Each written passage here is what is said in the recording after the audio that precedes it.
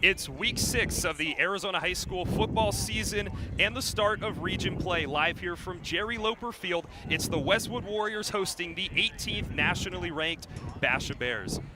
Good evening and welcome to Big Show Productions Live. We appreciate you tuning in. Jaden Ricken and Tate Fitzpatrick on the call tonight. And for the Warriors, this will be one of their most challenging matchups of the season. The Basha Bears are undefeated right now in 6A. They're 5-0, and this is one of those games that they've had circled on their calendar for a long time. One of the keys for them tonight will be continuing to use Keyshawn Barkas in the backfield. I call him the lawnmower. Nobody tears it up on the green quite like Barkas. He's already had hundreds of rushing yards, and he will continue to be the heart of the offense for the Warriors. On the opposite side of the ball, the Basha Bears will likely try to shut him down on defense. However, some of their defenders are injured. We'll learn more about that later. Partner, come on over. Tate Fitzpatrick joining us from the Basha Bear Network. Tate, you're the voice of the Bears now. Nobody knows the team better than you. So tell us, they're 5-0, but is that how their season has really gone? I mean, it really has been. They've been led by that running back tandem between Josh Gaines and Noah Roberts, who really have been great for them this year and last year. But the true heart and soul of this team is that defense, led by Dante Bruley on that defensive line and Eli Kramer-Cronin, that linebacker. They force so many turnovers and they get so many sacks each and every week. It's really amazing to watch. So those two sides of the ball are really so strong for the Bears, and it's a little unfortunate for their defense as two of their starting linebackers in Caden Smith and Eli Kramer-Cronin will be out for this game, so that's not a good one. Looking forward to this one. And there's a key injury for the Warriors as well. Number 3, Dallin Hanson, is out. He sat last game. He will sit this game as well. He has been the powerhouse in that defensive secondary for the Warriors, so that will definitely be something that Brody Veers might try to take advantage of if he goes into the air. But let's talk more about lightning and thunder in the backfield for the Bears, Noah Roberts and Josh Gaines. Yeah, they are electric back there, and we see Noah Roberts last year got most of the carries, but this year it's Josh Gaines' backfield. As we see, he has more carries and more rushing yards, almost doubling that of Noah Roberts. But he's been playing great. And Noah, that pass game that he's been allowing the Bears to have, those little wheel routes he runs and those screens, it just really has been great, and it's made this offense so much more dominant than it was before.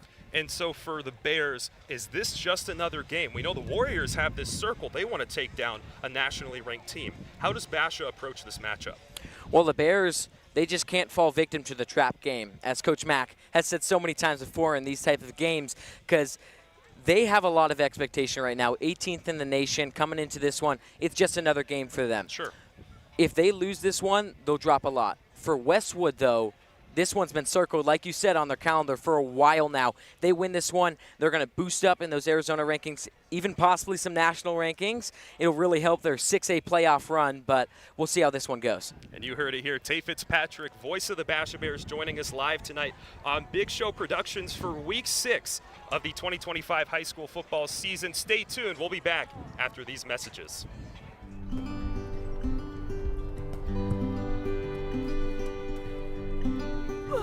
Yo, heads up! Whoa, that was a close one. Nice arm, buddy. Hey, you played football, didn't you? Yeah, I used to play a little. Let me show you guys a few things. Taking a little extra time in our service is what Moxie Pest Control is all about. Moxie, the highest and most reviewed pest control company in Arizona, protecting what matters most. And welcome up into the broadcast booth. Jaden Rick and Tate Fitzpatrick, we welcome you back as the Warriors take the field. We mentioned it, obviously you just saw, but it's week 6, the starter region play, and these are the games that really matter, Tate. Yeah, they really do. I mean, you just reached the halfway point of this season. The Bears starting off 5-0 in Westwood, coming in 3-2. And we saw last year Westwood at this point was 4-1. And then they had an unfortunate losing streak to end that season in region play. And this being their first region game of the year, it could be interesting for them. And there's the Westwood Band out and performing tonight. And it's also October, Breast Cancer Awareness Month. Breast cancer, excuse me. And the stadium is all pinked out. A lot of the players wearing pink socks. All of the coaches in their pink shirts. The cheerleaders in all pink. And that's one of my favorite traditions. I'm so glad high schools kept it, because you look at the NFL and they don't really do that anymore. Yeah, I mean, they also have some swagger as well down on the field. We see the pink socks and the pink undershirts. Even Basha, when they do it, they've got their pink and black jerseys. So it really is fun to watch them do it, and it's really great that they want to show awareness for that. And so for the Warriors, they will send out their captains tonight for the coin toss. We appreciate you tuning in. Episode 6 of Unfinished Business Season 2 for the Westwood Warriors premieres tonight on Arizona Family Sports. You can catch it and its reruns throughout the weekend. Then it will be published on this YouTube channel Monday night. You can also check out the Perry High School Unfinished Business. If you're interested in that, the Warriors will take on the Pumas in 2 weeks from today.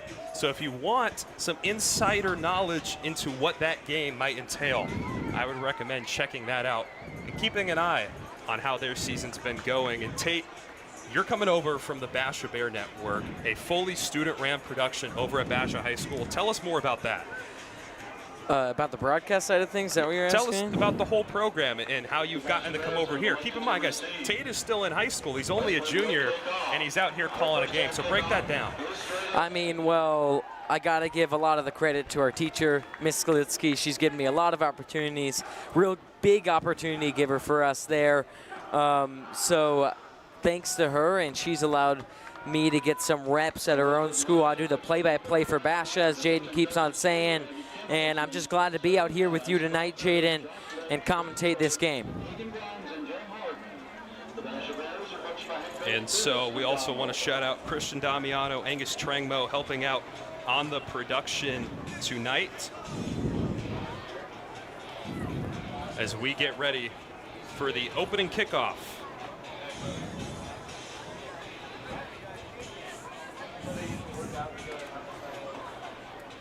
The Warriors come into this 3-2. The Bears undefeated 5-0 as they've now tied their school record for highest ranking 18. They matched that a couple years ago under DeMond Williams Jr. during his era. Now he's over there with the Huskies up at Washington, proving himself. Tough loss to Ohio State. Yeah, that's what I was just weekend, about to say. Me and you watching that game together.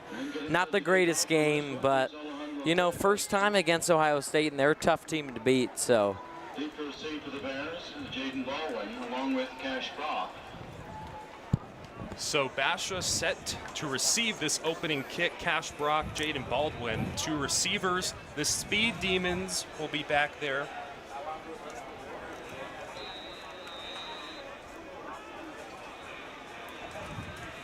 As Westwood will start in a onside kick, squibbed, whatever you want to call it. In the onside kick. That's an interesting play to start the game. And Trying to be the New Orleans Saints in the Super Bowl, but it is unsuccessful, and the Bears will get possession of the ball at the 50-yard line. so Westwood thinks they recovered, but their defense is on the field right now. The officials are going to talk it over and see who came up with it. Basha brings their offense out onto the field. So there was a mistake where the official pointed the wrong way, had Westwood thinking they recovered when in reality he just got his left and right mixed up. So the Bears will start on offense out at the 48-yard line. Brody Veers, senior QB, in the backfield. This is his second year starting for the Bears, and they lost last year at State to Liberty. He's trying to get back there. Veers, so much time to throw, chucks it deep, first play of the game. Oh, and it comes up just short, but we'll see a penalty. And that is not the start you wanted if you're Westwood right there. Blown coverage, Kristen Diaz able to run right by the safeties. And then, of course, the only way to stop that from being a completion and possibly a touchdown was the pass interference. So pass interference, first play of the game, but Christian Diaz was open. It just Veers' pass could not get to him there. Christian Diaz is not wide receiver 1 for the Bears. He's only at 62 yards, but he's making an impact early, we see there on the first play of the game. He sure is, and he's one of those guys you got to watch out for. Him and Eric Newman, both juniors coming up from JV last year. They've had a couple of good catches so far as this year has been moving on, and that one would have been big for them. The only good thing about that play is, unlike the NFL, a pass interference call is only 15 yards. It's not a spot foul. Ball on the 38. 1st and 10. Basha now in Westwood territory. Veers looks to take it, but there's pressure and tackle at the line of scrimmage. Brody Veers gets brought down by Dax Clark, and he is phenomenal at putting pressure on QBs and running backs in the backfield. It was going to be a challenge for him to keep doing that tonight. Tell us more about Basha's O-line, because they do not let a lot of people get back there. Well, two big names on the offensive line, Jake Hildebrand and Dejan Yarbrough. Both are 4 stars and both have more offers than you can count. They're really good, and I'm surprised that someone could get through them. No gain. Bears cross slant. It's caught by Baldwin, and Baldwin turns around and gets a block, but the ball's out. The ball's into the back, and it's recovered by Westwood. The punch out, and the Warriors defense continues to show that they are here to play. And what a turn of events that was in this game.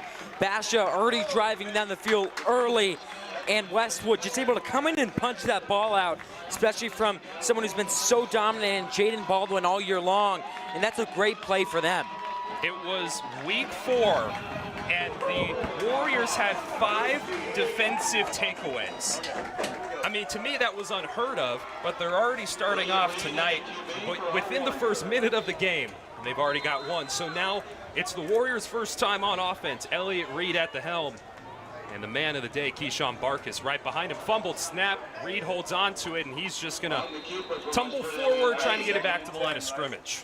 And who else but Dante Bruley in for that tackle. This Basha defensive line is so good. Those defensive ends are some of the best players on this team, and they're unstoppable.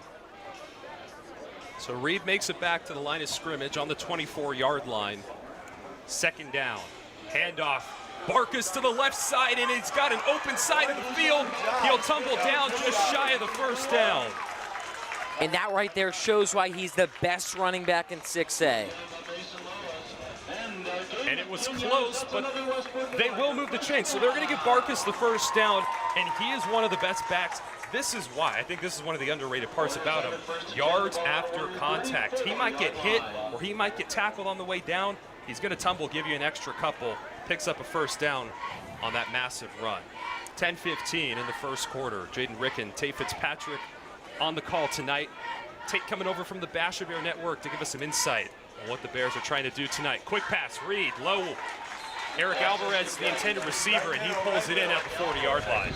And it's obvious this Westwood game plan early. Get the ball out quickly and run it down the field, because the Bears, they know they have a really good D-line. They know they have a really good secondary. So you got to get those short dink and dunk passes if you want to keep on bringing the ball downfield. And Reed's passing it right now already more than he has in almost any other game. Basha was probably expecting the run. See if Reed can continue to switch it up. There he goes, left side. Barkas at the 50, stays on his feet, and oh my goodness, he goes for another 5. And I mean, that left tackle on Westwood is able to seal off these Basha DNs so well. He's been able to keep them contained inside, which allows the outside run, just like that one. Keyshawn Barkas getting close tonight. He will break 1,000 yards. He's already over 950. And the past 2 seasons, he's led the 6A in rushing yards, and it's no secret as to why. Motion, it's Alvarez. They fake the handoff, and they go to Barkas through the left side. And he gets taken down. Caden Williams in on the tackle. And this is really good for Westwood right now. When you're averaging over 5 yards a carry, which they are, that sets up not only your run game, but your pass game as the game goes on, and it makes it really difficult for those linebackers to read where to go. 3 minutes into the game, the Warriors get a defensive turnover, and now they're driving. 2nd and 5 from the 40. Edson Porter motions. He's there for the blocks, and Barkas follows it. That'll bring up 3rd and short. And this is a big play for the Bears here if they want to stop him. Stop him here on 3rd down. Maybe we'll see the 2nd field goal from this Westwood kicker right here, but we'll see 3rd and 2 coming up. 3rd and 2. A new formation the Warriors started to run last week was a just designated running back run. It wasn't a tush push. He didn't get any pushes, but he had everybody blocking for him. They did that on short situations. This time, Barkas just goes to the left at the 1st down marker. And that one's going to be a close one. It looked like he was going to get past, but then he got stopped by a wall of Bears defenders. We'll see where he's marked down. And they'll give it to him. So Keyshawn Barkas, he just makes things happen. 5-yard pickups. Consistency is so hard to achieve, and he does it every single game.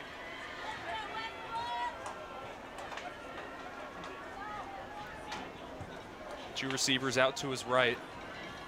Reed in the shotgun. A lot of traffic, and Barkas met at the line of scrimmage. A pile of humanity on top of him. Yeah, and the Bears defense read that perfectly right there. I think they're finally beginning to realize that when Keyshawn Barkas is in the backfield, they're probably going to run the ball. So we'll see how this goes as the game goes on. And that Basha defensive line, not one to be messed with. One of their best players, number 91, Tony Tahi, started since he was a freshman. And if you saw him as a freshman, you would have guessed he was a senior. He is one of the biggest defensive linemen in the state of Arizona. 2nd down. Barkas cuts up the left, gets a couple, and another great stop from the Bears. And now we see these Basha linebackers, Mark Dorson right there, they're committing to the run now. They're not taking 2 steps back first. Their first step is going to be forward now because they're running it so heavily, and that really helps them as it's 3rd down right now with 2 straight runs. 3rd and 8 and a loaded backfield. Reed still hands it off, and now to the right side. He tries to make something happen, but Barkas will not get there. And Barkas doesn't get there, but he was hit 2 yards behind the line of scrimmage and still gained 6 yards. You can't really blame him for that one. There was a total breakdown of that offensive line, but in the end, he does come up 2 yards short. As we see, Westwood seems to be keeping their offense out there. 4th and 2. Reed still on the field. He's not usually on those designated Barkas runs. And Barkas gonna line up outside. Empty set. Only 2 yards. Will Reed potentially keep it? Barkas on the sweep. And they give it to Barkas, who finds a hole and gets the 1st down. The reason that jet sweep works so well is if you can get one of your fastest guy on the team running at full speed before he even gets the ball, he's almost impossible to stop. With Barkas already being at the tank he is, him going at full speed through the offensive line, easy 2 yards, easy 1st down. 5:30 on the clock, and now the Warriors get into the red zone for the first time of the night. They're on a 2-game streak right now, and those were 2 hard-fought games, especially last week against Desert Vista. That one came down to the 4th quarter, and Barkas gets blown up in the backfield. A major tackle made. And was there a fumble? Yes. Basha recovers. So a 2nd turnover. This time it's the Warriors who get stopped in the red zone. And I mean, I blinked and the Bears were already in the backfield. That's how fast they got in there. And that's an easy way to force a fumble. I don't even know if the ball was to his hands yet on that snap. So easy fumble for the Bears, and they get the ball right back. So both defenses showing up right now in the 1st quarter, 5:16. And now Basha will take over on their own 23.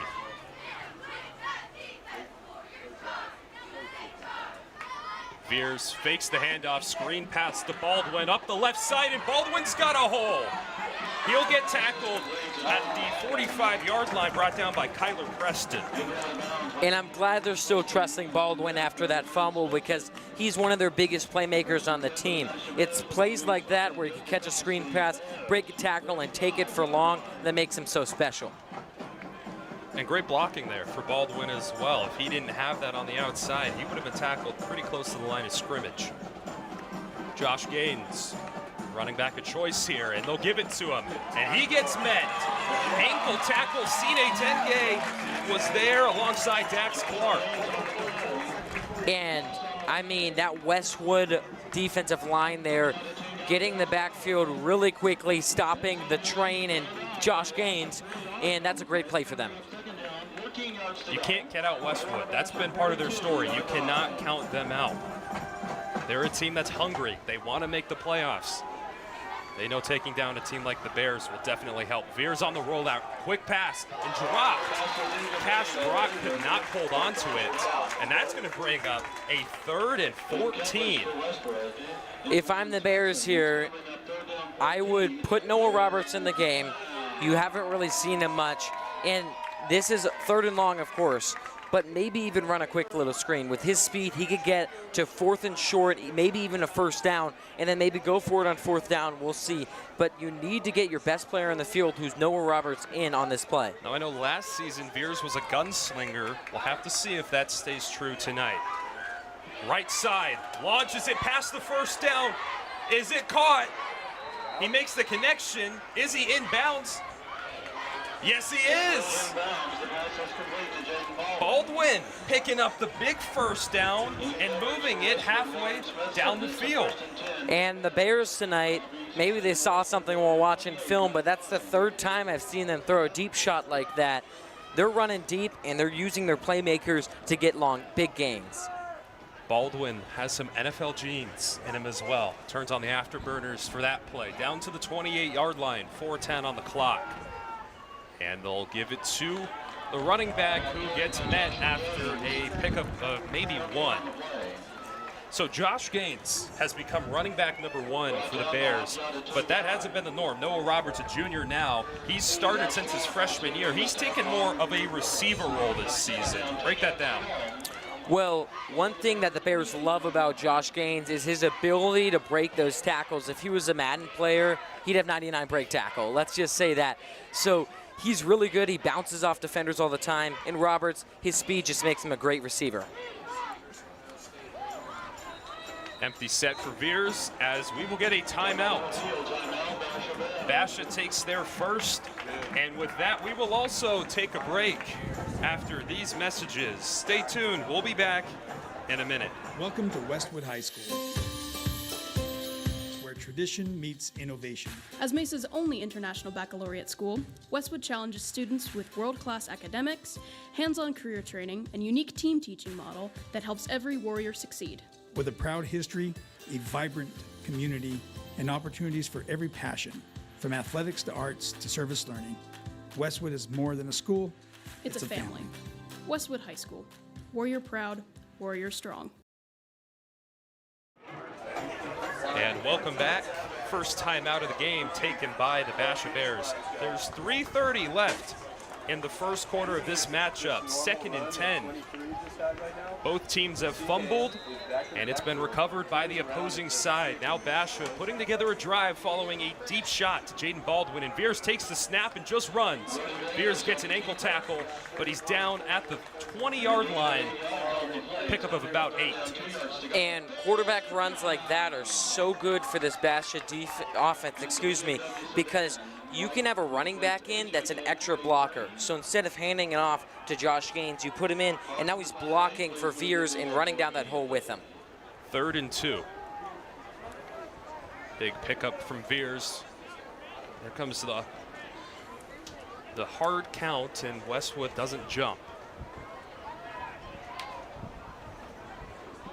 Westwood showing a blitz, and they're going to get pressure into the backfield, but the sneak, and Veers with the misdirection keeps it himself and goes down to the 1, but there was, it looks like a fumble. He will be called down, though, it seems. on around the 1-yard line. Okay, so he gets down to the 1, 2:40 on the clock, and the Bears showing their ability to run the ball. Yeah, and it's both the running backs and Brody Veer's been doing a great job of it this season. First and goal, and he powers through. Money for Noah Roberts on the first score. And that's his 5th touchdown of the year. He's catching up to Josh Gaines, I guess you could say. But that was a dominant drive by the Bears after, of course, that 3rd and 12 that the Warriors forced. They really just rolled all the way downfield. Last game without Dallin Hansen, and there were other, of course, reasons, factors that go into it, but the corners were getting burnt deep for the Warriors. Then we saw just a couple plays ago, Jaden Baldwin takes it all the way down the field. Something to keep an eye on tonight, as the extra point from Mikey Barth is good. He's 11 for 11 on the season now, and it's 7-0 here from Westwood High School. We'll be back after a couple short messages. Winning starts with confidence, and nothing builds confidence like a great smile. Dr. Jack Wright and Wright Orthodontics knows this better than anyone. He's a proud Westwood alum and a lifelong supporter of the Warriors. For years, Wright Orthodontics has been helping Westwood athletes and kids all over the valley get their best smile with braces or Invisalign. Right now, mention this ad and score $1,000 off any full braces or Invisalign treatment. Play your best game with your best smile from Wright Orthodontics. And we'll take you inside the broadcast booth for just a moment here. Jaden Rick and Tay Fitzpatrick, voice of the Basha Bears, joining us on the call tonight. It's the start of region play, and Westwood showed up on defense early. We saw a fumble recovery. They were able to drive it down the field, but they turned it over in the red zone. Then Basha goes the distance, an 80-yard drive, and it gets capped off with a Noah Roberts touchdown. Tate, is this what Basha's used to? I mean, I really don't think so at this point in the game, and most of Basha's game, they'd have 14 to 21 points right now, and they only have 7. This just shows how good this Westwood game plan was coming into this game. They've been dominant in this one. Westwood's hungry. I think that's the big thing. Basha, are they the sleeping giant? I don't think so. They've had some really challenging matchups. Orange Lutheran was possibly the one that they had circled on their calendar, but they were able to close that one out. It came down to the wire. Yeah, and I mean, if Westwood could keep this one close, then it could be like that Orange Lutheran game. And this drive is big for them, as they're already down 7-0. If they can't convert here, there's a possibility that the Bears could go up 2 scores. Ball security, the 2 most important words for both of these teams, as Elliott Reed will command his offense onto the field on the 20-yard line. 2:28 in the first quarter. We're live from Jerry Lopper Field, and on the designated run, he gets hit at the line of scrimmage. And Reed just didn't really hold that ball in Alvarez's stomach for long enough. He didn't really fake out the defensive line, which is something that we saw Brody Veers do on that last drive. He holds it in there for a second, maybe even half a second longer, and he could get a couple of yards. Loss of 1. Basha showing the blitz. Run is met at the line of scrimmage, and the defensive line continues to form a wall down there. Saw Caleb Jordan, one of the biggest Basha defensive ends, in on that play. I mean, that kid's a stud.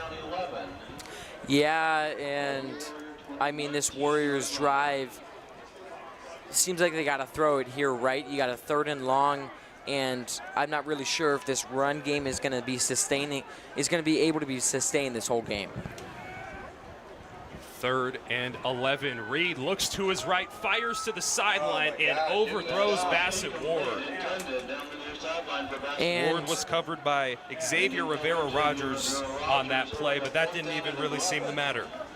Yeah, not a great throw by Reed, but you could see the game plan right there. Get it to Ward, one of their best receivers, and just kind of throw up a one-on-one, see if he could moss someone, make something happen. But now it brings up a 4th and 11, and they will send out the punt unit this time.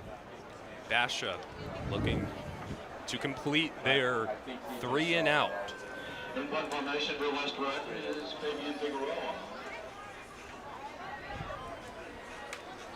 And the punt, low snap, gets some power on it.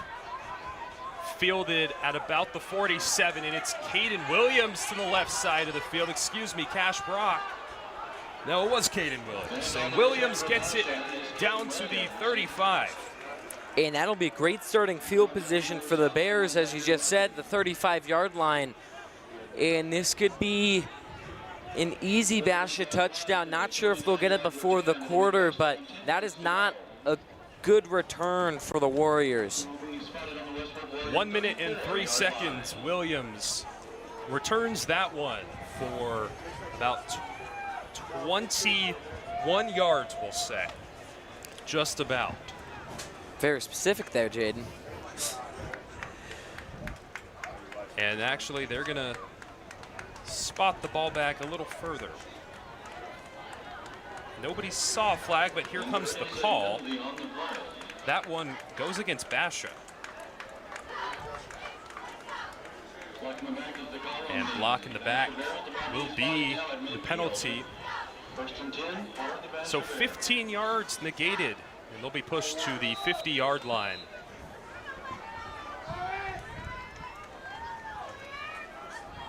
Gaines on the left side of Beers, and he'll give it to Gaines, who follows Jake Hildebrand on the right side and will get a couple on the play.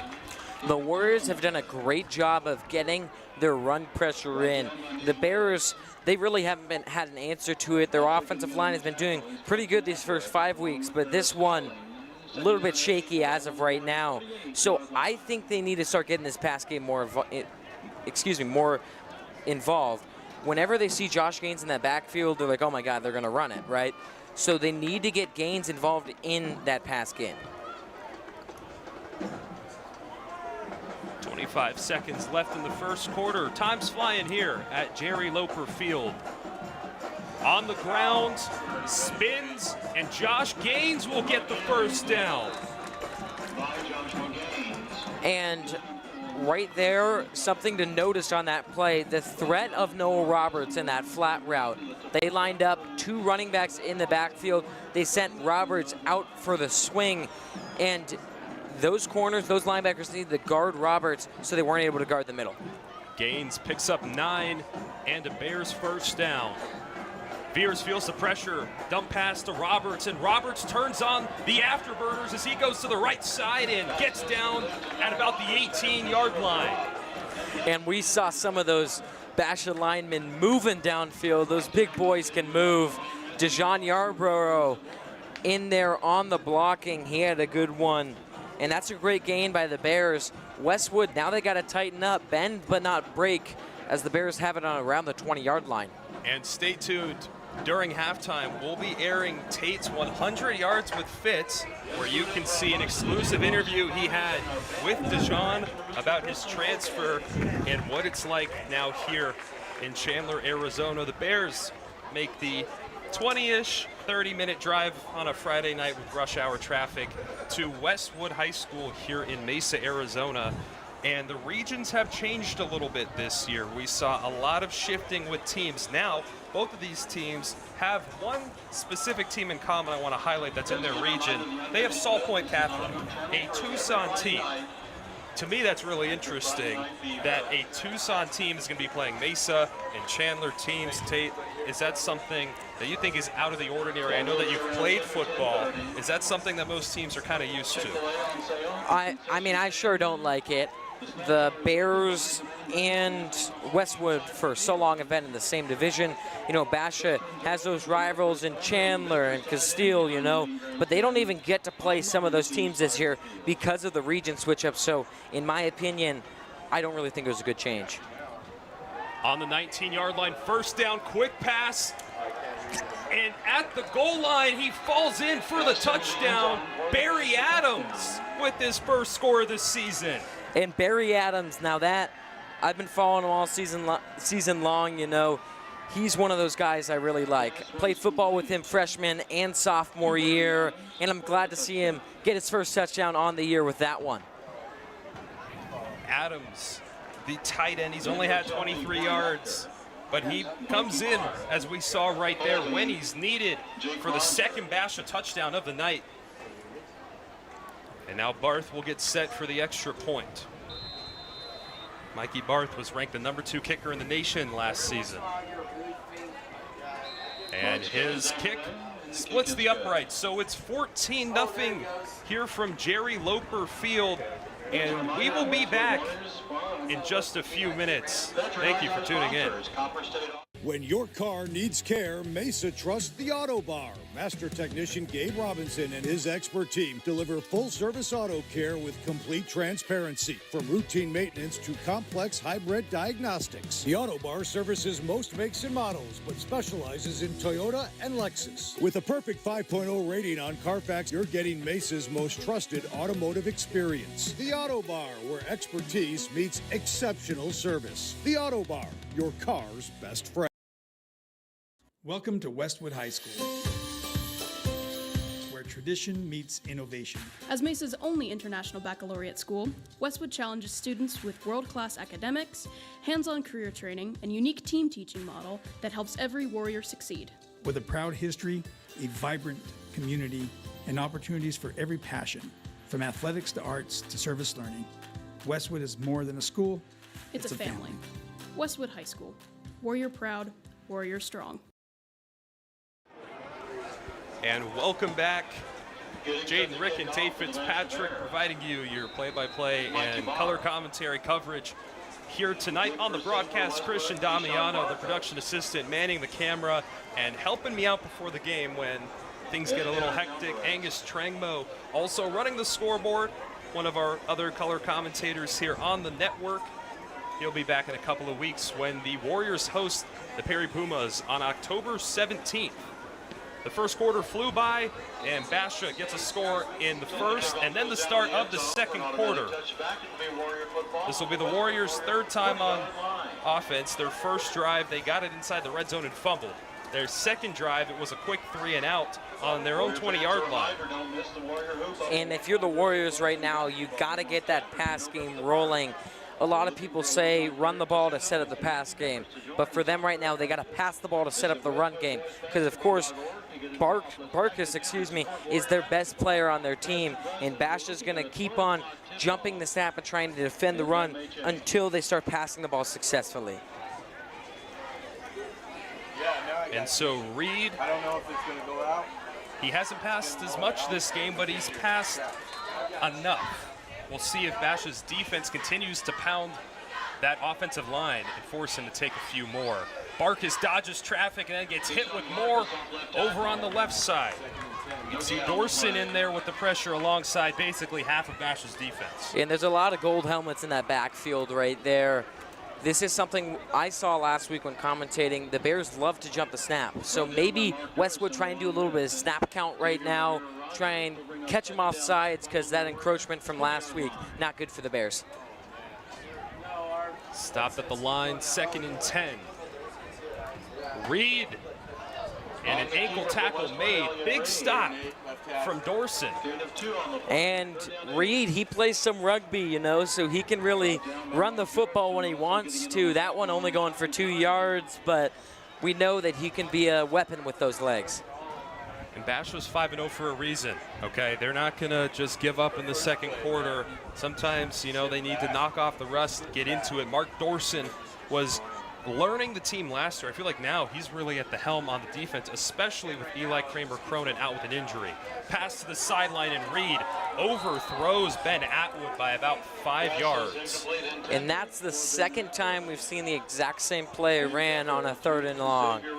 We have Reed turning directly to his left or directly to his right and just chucking it up to one of his receivers down the sideline. Not sure if it's the best play call. Maybe try something over the middle, but we'll see if they change up their play calling. So back-to-back 3-and-outs for the Warriors. Barkus has been stopped at the line of scrimmage. That was the top task for the Bears. And then Reed, unfortunately, cannot seem to connect with his receivers if you're a Westwood fan. Now the punt gets it off just in time. About the same spot, and he gets a good bounce as well. Bounces to the 44-yard line, and Basha will get a chance. We'll take you inside the booth. Jaden, Rick, and Tay Fitzpatrick, and now we have some decor. The Unfinished Business sign behind us. If for some reason you haven't checked out the documentary, check it out. Episode 6 airs tonight on Arizona Family Sports. It'll run reruns throughout the weekend, and then it'll be on this YouTube channel airing on Monday. If you haven't seen the past couple of episodes, check them out, just not during the stream. At least wait until after the game. So let's go back to the Bears. And they have a trips bunch formation out to the right side. Veers takes a snap, and it's a screen pass, and Roberts cannot bring it in.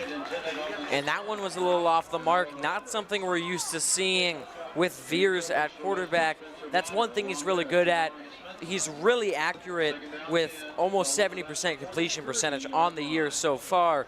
So something like that does not happen much. Roberts is one of the most highly recruited running backs in the state of Arizona, but this season they've shifted him into more of a receiver role, just trying to diversify him as a player. Reed, fake, throws it wide open. Oh, and Cash Brock cannot reel it in. And of course, unfortunate result from that play, but I love what the Bears are doing right now.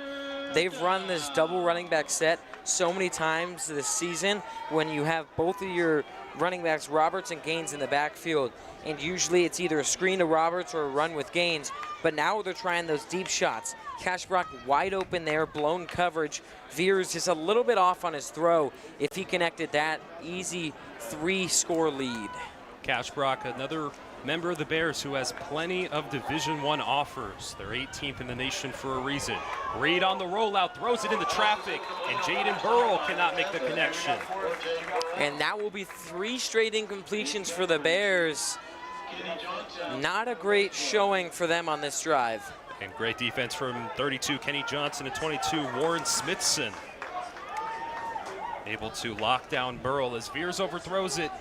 Now it's 4th and 10, and Basha will set up for their first punt.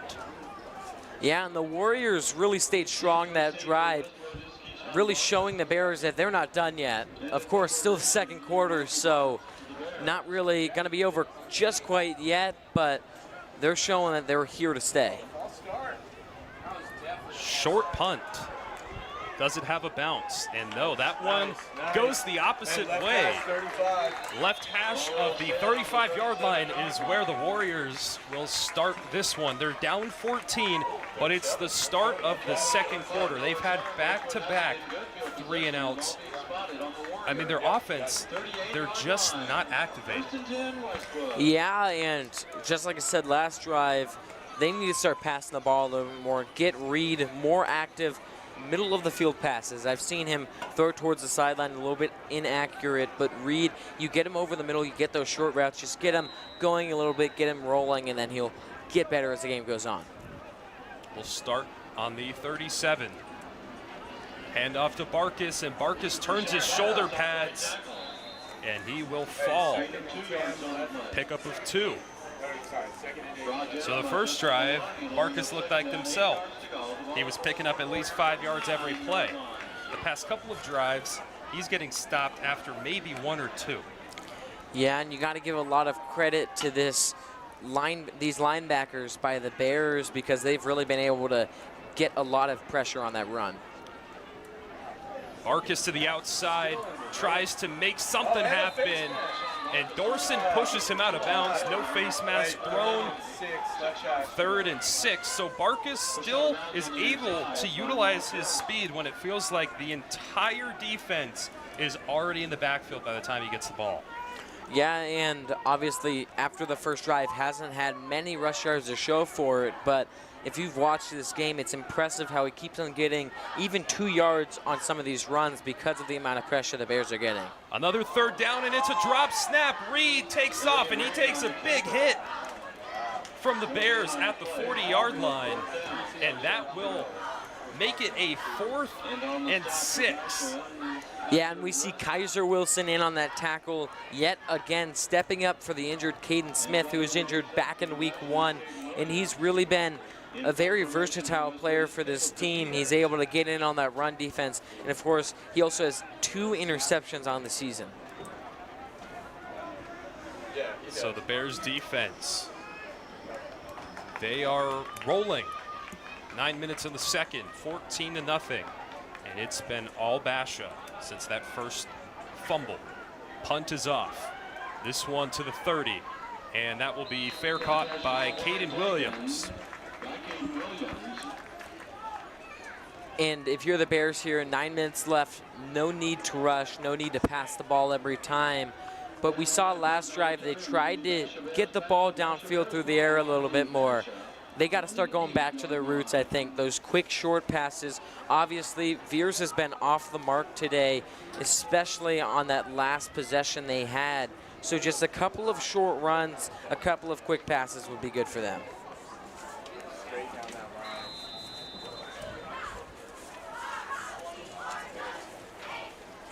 So Basha travels down to Tucson next week to face Salt Point Catholic.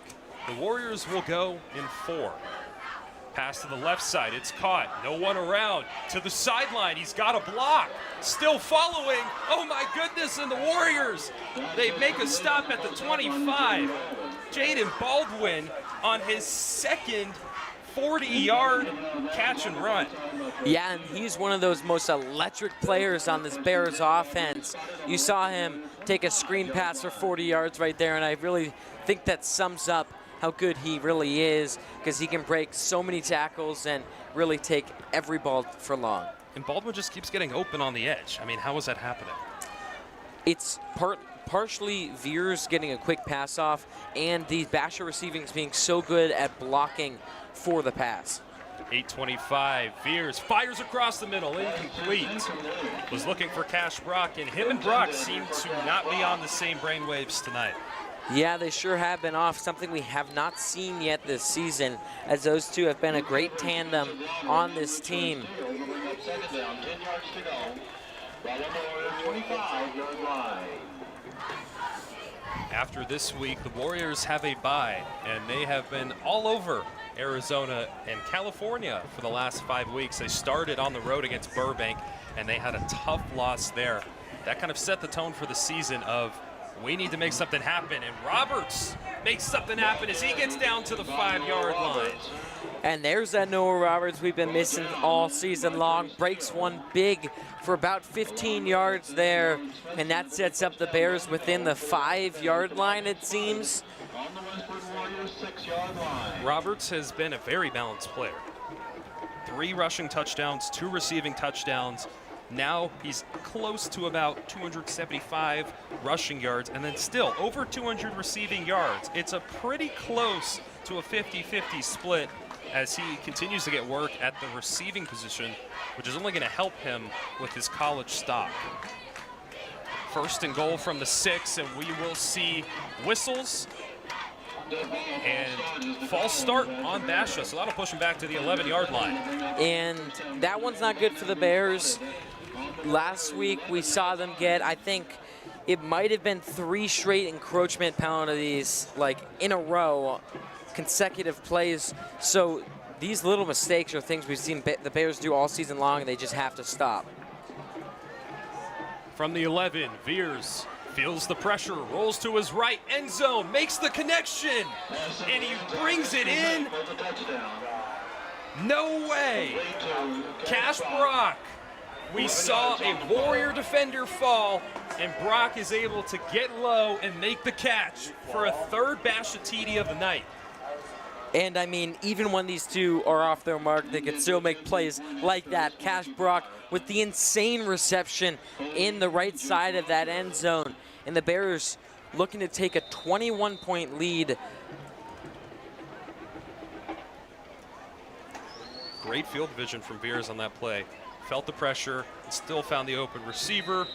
And the extra point is good as well. So it's 21-0, 7:27 left in the second quarter. You're watching Big Show Productions live as we cover the Westwood Warriors on their journey throughout the 2025 Arizona high school football season. Burge Toyota is proud to sponsor Westwood High School, the oldest high school in the East Valley, a place where generations have learned, grown, and built lasting traditions. The Burge family understands the value of community because we've been here for generations too, serving families across Arizona with the same pride and dedication. We're honored to stand beside Westwood High School, the Burge Way.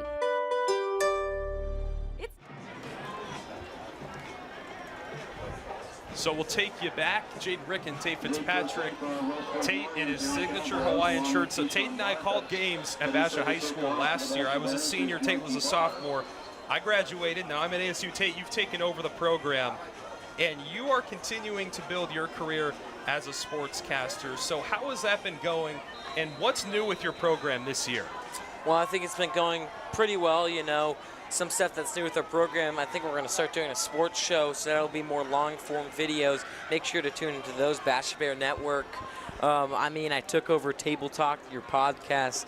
Been loving doing that with my boy Reese Thompson. So it's been a fun year, and I can't wait for it to continue. And is there anybody from Basha you would like to give a special shout-out to? Camera op this game, usually our producer for most of our games on the Basha Bear Network, but Christian Damiano, like to give him a small shout-out as he's really one of those key people in the BBN. Nobody else you want to shout out? And there is one more person. Okay. I was just taking a dramatic pause, Jaden, and I already shouted out Miss Sklitsky, our teacher, but Keith Skobortsky, her husband, also drives us around places when we need to record. He's a great guy. Got to give him a shout-out. 21-0. And a bad snap goes into the end zone, and Reed falls on it. And that should be a safety. So disaster strikes on the first play as we see the third muffed snap. And Basha will get up to 23, and they're going to get the ball back. Yeah, that's not the greatest play for Westwood. I mean, of course, you could see the only good thing about that play, I'd say, is Reed was smart enough to hit it out of the back of the end zone instead of trying to recover it and possibly letting the Bears score a touchdown. But it's not looking too good for the Warriors right now. That was a major error. We haven't seen something that bad. There was something close in week 3 against Shadow Ridge, but then penalties negated it. So officially, that's the first safety that the Warriors have taken all season, and they're trailing big time.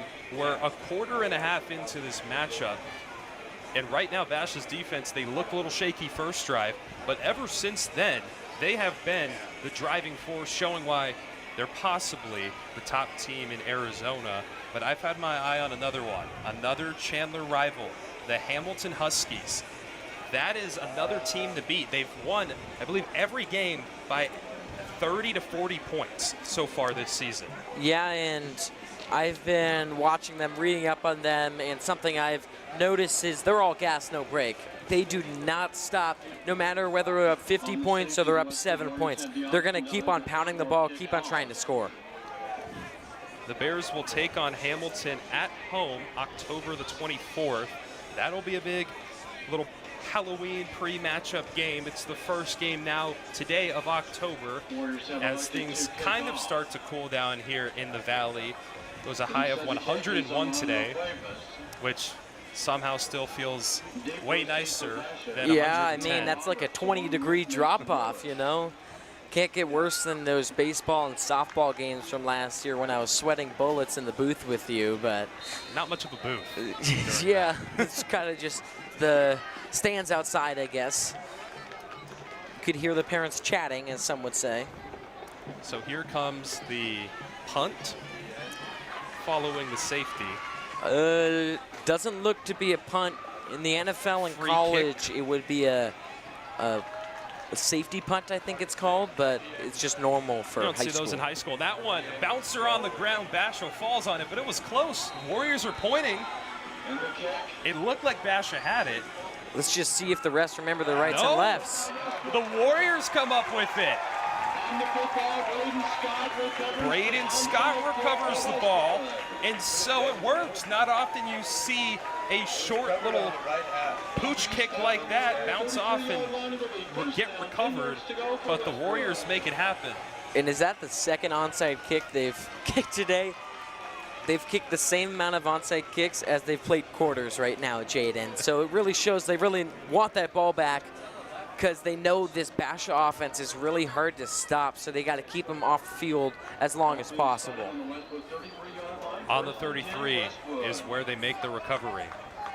And now it's a time for Reed to step it up. They want to make it to the playoffs. That's been part of their story, but you don't want to make it just to make it. You have to be able to compete when you get there, and the Warriors have to learn how to make passing drives. And Barkas gets eaten alive. We'll see a flag. And Tony Tahi, that's a big boy getting into the backfield there. Not much you can do when he hits you, because you kind of just stop in your tracks. But the Warriors have to be able to pass the ball if they want a shot at competing in the 6A playoffs, or even potentially the Open. Face mask will be called against the Bears. So that'll push the Warriors 15 yards further up to the 44. 7-12 in the second quarter. But Basha really is where the Warriors need to sharpen themselves. Basha, the 18th team in the country. This is going to be the toughest matchup of the season for them. This is a chance to get kind of a look at what some of these other 6A teams are like. Barkas just nowhere to go. And something I'd like to point out here, Mark Dorson, he got in the backfield quick. Part of the reason for that is Reed keeps on using the same snap count. Whatever it is, whatever he does, it's the same every time. And when it's the same every time, the defense starts to notice, and they can really get in there quick. Tai Tuatele was also in on the mugging of Keyshawn Barkas in the backfield. 6:30 in the second on the 44-yard line. And Barkas will line up outside, empty set. No motion, Reed, quick pass, fires, looks for Alvarez and throws over his head. So that, if you watch this season so far, is something pretty common when it comes to Reed in the passing game. The big problem there is Reed has no time to throw. Tony Tahi was in his face by the second he got the ball, basically. But I kind of like the Warriors trying to throw the ball there. Empty backfield. I would keep Barkas in just for that threat of the run, but passing the ball a little bit more is something they need to do as this game progresses. 3rd and 10. Motion from Atwood. There's the pressure, barely gets it off and into the hands of Preston Levitt. Levitt falls and gets the first down. And there's a great example of a quick pass you can do. 10 times out of 10, you're going to get some positive yards. And there we go, good blocking by those receivers on the Warriors. And just like that, they get a first down. And that ends their streak of 3-and-outs/safeties that they've been having. Barkas wants to go through the middle, kicks it out to the right, now back inside. And there he goes, takes off and gets to the 32-yard line. And a little bit of momentum goes a long way. We see it right there with Barkas being able to break that run out for about 10 yards.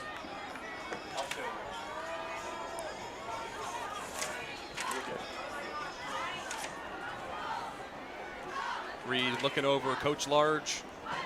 He had an excellent game last week versus the Thunder.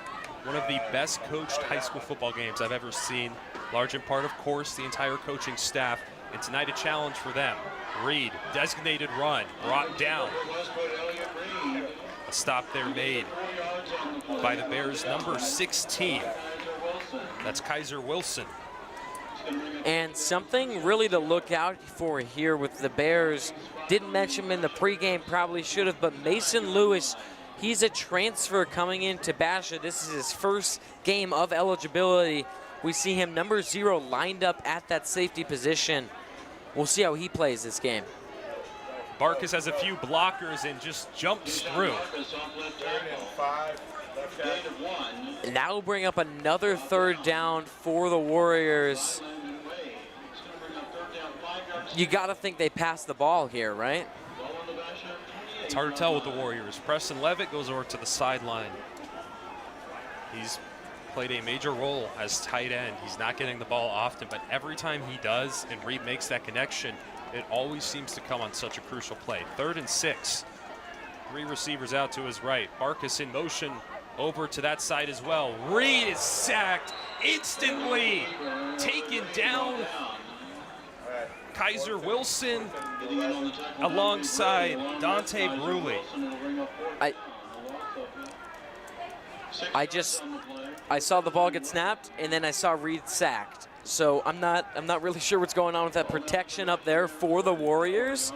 Of course, something needs to be sorted out, but this Bears team is getting loads of pressure right now, and I mean, part of that is their linebacker coach, Lance Briggs, being able to scheme some of those blitzes in and get his linebackers in the backfield. So Basha takes a timeout. It's 4th and 12, and the Warriors were showing an offensive look. They're down 23. Time is not exactly on your side, so you have to take every chance you can get. But on such a big 3rd down like that, how do they let a blitz get inside that quickly, especially because it wasn't just one. There were 2 in the backfield the second Reed got the ball. Well, it all starts with that center of the Warriors, because he's got to communicate to his guards, to his tackles, tell them, hey, blitz coming here, blitz coming here. And if he doesn't do that, something like that could happen. You see Kaiser Wilson getting in the backfield really quickly along with that defensive line. So that could be because of the defensive line shifts being different. One, maybe they run a loop where one goes under and then the other one goes over top. Whatever they ran, obviously the Warriors did not see it before the play, so it resulted in that sack. 4th and 12 from the 34. Quads on that right side for the Warriors. Interesting lineup. Reed takes a snap. Barkas backs 10 yards. It's a flea flicker. He throws it to Reed on the other side. Reed starts to run, but he cannot get to the first down. An interesting play call that felt so close to working. Tackled by Caleb Jordan, number 35. And I mean, that was close. If Reed got one more block, he could have gotten a first down and then maybe gotten close to the end zone and possibly scored on that drive, but unfortunately the Bears able to stop him there. Not sure if that was the greatest play call by the Warriors. It was 4th and 12, and your designated play call is backwards pass to the right, throw it back to the quarterback for a screen. Reed just got stuck. He didn't have anywhere to go. Veers has lightning and thunder aside him. Roberts motions left side. He'll give it to Gaines. Gaines gets a block and spins for a couple more. Josh Gaines was a transfer to the Basha Bears last season. This is his 2nd year on the squad, and he quickly rose the ladder last year. He had to sit a few games because of transfer rule eligibility, but he turned it on in the last 5, and then he made a big impact as well in the offseason during some of the sevens tournaments over the summer. And now he's become running back number 1. That doesn't mean Roberts isn't getting carries either. It's just so incredible to see those two tear it up. Basha has never been a run-first team. Veers didn't know what to do.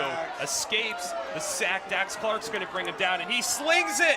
It's caught. Cash Brock wide open downfield, and he'll walk in for the touchdown. Veers pulls. A great play to avoid the sack, and then looks 50 yards downfield. And Jaden, I wish we had a replay there, because if you saw that play, Josh Gaines run the complete opposite way, and Veers was sitting there handing the ball off to no one for like 2 seconds. And there's like, oh crap, what do I do with this ball? Spins past the defender, rolling out to his left, which by the way, he's right-handed, so off side, you don't want to go that way, and throws a bomb downfield to Cash Brock for the touchdown. It just doesn't get better than that. 29-0. Basha looking to go up by 30, and they will. Mikey Barth continues to dominate with his leg. He's a full ride offer to ASU. Sine Tenge, another one of the Warriors, he's committed to ASU as of now. He has offers to other Division I colleges, the top D end for the Warriors. I'll be interested to see. I think he's going to stick with ASU. But we'll see if any other schools come out and offer. Speaking of somebody who needs offers, Keyshawn Barkas. He is under-recruited for how talented he is in 6A. And I think that's so interesting because you look at Josh Gaines and Noah Roberts. Well, actually, I was just about to say it. Gaines really doesn't have many offers either, and those two, probably the top 2 running backs in 6A right now, in both don't really have the most offers. I think that we see the top 3 running backs in 6A all out on the field tonight. Barkas, Gaines, Roberts. The difference between Roberts and Barkas is that Roberts has to share the ball with Gaines. Barkas is the only running back for the Warriors. So if you think about it that way, if Josh Gaines maybe, say, was still on Hamilton, then maybe Roberts would be leading, but he's spread out his stats. And so Basha utilizes their team more overall, while Barkas seems to be that strong point for the Warriors. 3:11 in the second quarter. Jaden Rick and Tate Fitzpatrick on the call tonight. Tate, the voice of the Basha Bears, and now he leads his program over at Basha High School, the Basha Bear Network. Count how many times I said Basha right then. Tate, a junior now. He covered Basha last year as a sophomore, and now his second year following the team. Last year, they lost at state. Tough loss to the Liberty Lions. They're hungry. They want to go back. They have a couple seniors who experienced that loss, and they didn't like the taste it left in their mouth. Brody Veers, the QB, of course, trying to lead his team back there, and so far this season, he's done everything right. We'll see if on the other side, Elliott Reed can do the same for his Warriors. Feed the beast. Barkas met and brought down by 4 Basha defenders. And they're really just swarming Barkas right now. The Bears, I think they've kind of realized that he's their entire offensive game plan. Run the ball up the middle with Barkas, and it has been working this past quarter and a half. Stay tuned at halftime for 100 yards with Fitz. Tate Fitzpatrick walks, as it sounds, 100 yards with some of the Basha players and talks to them about more of the player, more of the person, and less their statistics on the field. Barkas just gets thrown to the ground in the backfield. And Tony Tahi on that tackle. A little late to the gun there, so I had to step in, but what a great one by him. We've said his name so many times tonight, going through that offensive line so easily, and as it seems now, the Warriors have called a timeout. 2:28 left in the second quarter. Stay tuned after these messages from some of our lovely sponsors here at Big Show Productions.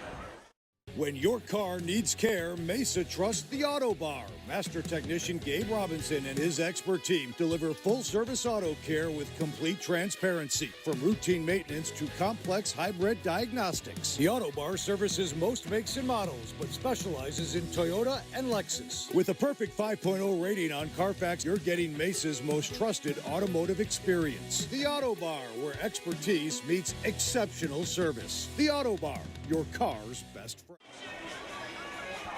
Welcome back to Big Show Productions Live.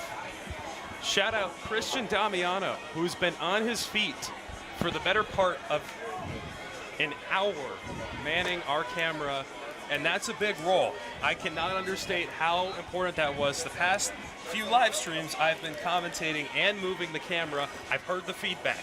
The shots are not the best.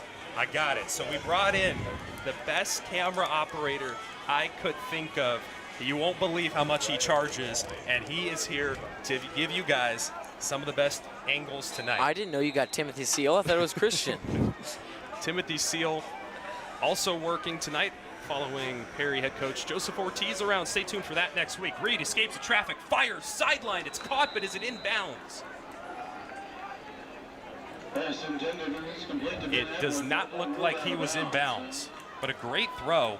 And a great catch, just, I guess, no foot inbounds, so called incomplete, but I like Reed noticing the pressure that time and being able to roll out to his right side and kind of find some open space to try and make something happen. 2 minutes, 19 seconds, and the Warriors once again will punt.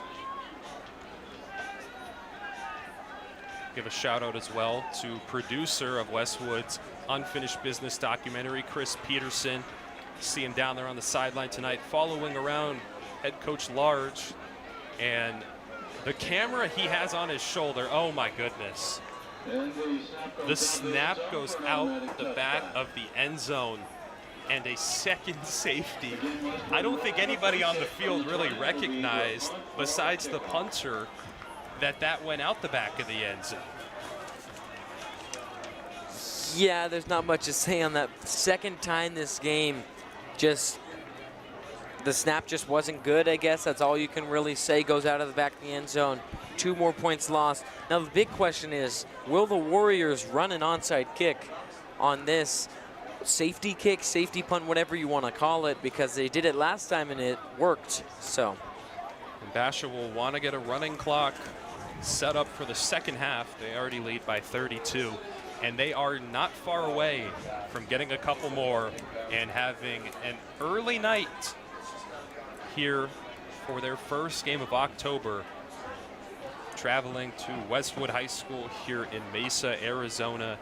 And it's the start of Breast Cancer Awareness Month, as the Warriors coaching staff is decked out in pink. The stands as well, all covered in pink, and all of the different supporting networks are labeled down on signs below what the players are bringing awareness to. They've written it down on signs to help bring more awareness. 212, the second safety for the Warriors, and now they'll set up for the second safety punt. And we see the Bears a little bit more cautious now, putting more people up there in case of an onside. The Bears don't have any timeouts, but they'll have 2:12 to try and punch it in one more time. Who knows, maybe the Warriors will even get the ball back. There comes the ground one, and it bounces into the hands, recovered by Jaden Baldwin, who just runs to the sideline, and they had the bounce. It just went a little too far. No chance of recovering that. And Basha will take over at the 50-yard line. And that's big for the Bears, because you've got 2 minutes left in this half. If you could go down and score a quick touchdown, even a field goal now would get you into that running clock territory, which is when you're up 35 points or more, and then the clock simply wouldn't stop unless a timeout is called.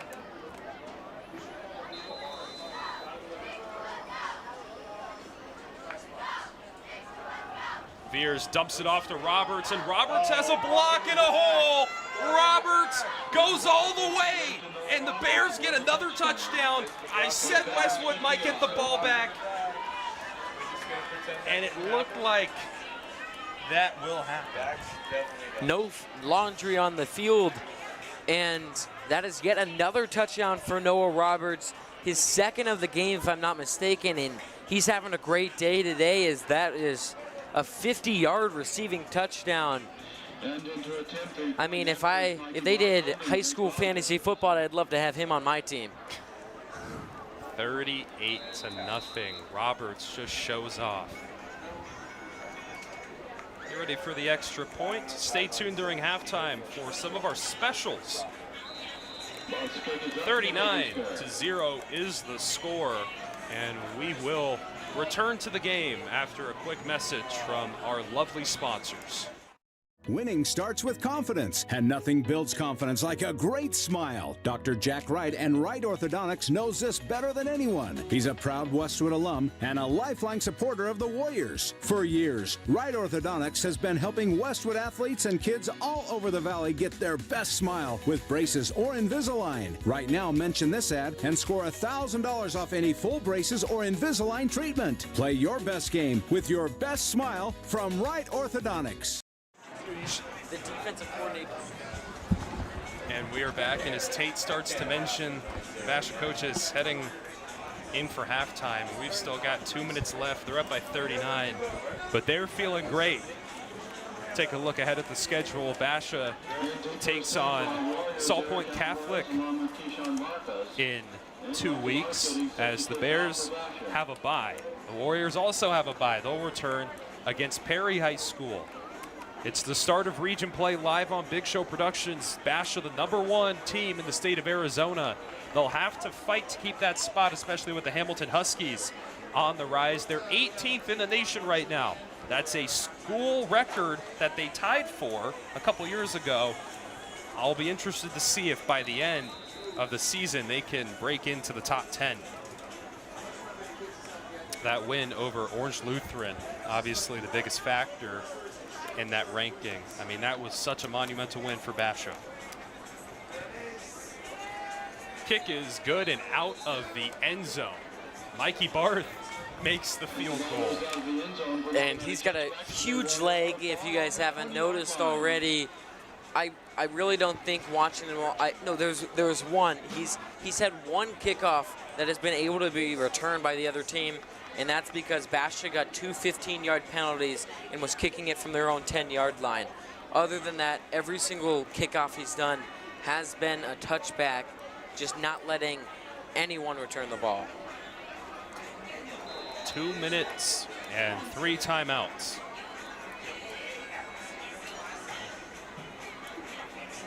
Three receivers to his right, one to his left. Reed feels the pressure, throws, and incomplete.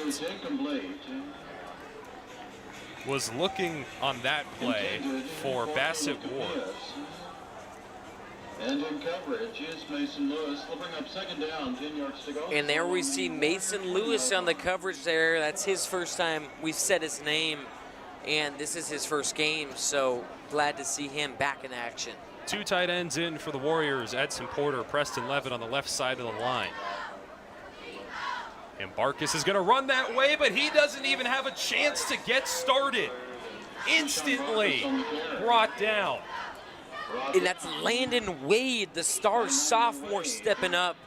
He's had so many big sacks and TFLs in this season. I remember back to that Orange Lutheran game, he had the game-sealing sack. And that right there just shows you why he's such a great player. Loss of 5, 3rd and 15.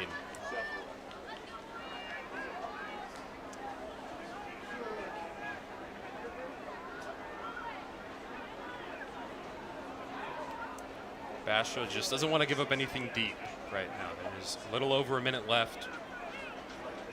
No need to get too aggressive.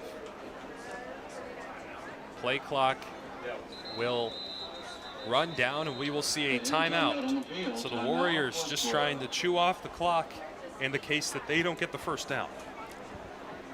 Yeah, and not sure if that's the greatest play call. So Tate Fitzpatrick alongside me in his Hawaiian shirt. You know who else in Tate's family wears a Hawaiian shirt every Thursday night? Tate, do you know who I'm referencing? Except my father. Ryan Fitzpatrick. If you watched Thursday Night Football last night, he had a little message for Al heart Michaels. Right there, I see? Yeah, that's a heart. heart. That's a beautiful heart. A message to Mr. Fitzpatrick if you're watching tonight. I just felt like reciprocating the love. You know, he shows it for Al. I've got to show it for him. You know, somebody looking out. Okay, yeah. 1 minute and 1 second left on the clock. Tate Fitzpatrick joining us from Basha High School, the star of the Basha Bear Network. That would be Christian Damiano, There's been stories about Tate and what he's done for the program. He runs their podcast, Table Talk. He runs their live broadcast. He helps run everything in the class. It almost sounds like somebody from last year. I can't remember his name.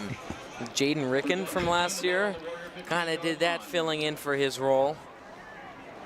If you are a Basha fan, thank you for tuning into this stream. The rest of your Basha games will be back on the Basha Bear Network in the coming weeks. Low snap, Reed holds on to it. Thank goodness he escapes and then falls down anyways. But there wasn't another safety, at least. That's the good thing to take away from here. I mean, at least you can go into halftime, because I'd assume they'd run this clock back down. Go into halftime only down 39 points. Only. Don't know if you could come back from it, but I mean, not being down 41 is, being down 39 is better than being down 41. Let's just keep it at that.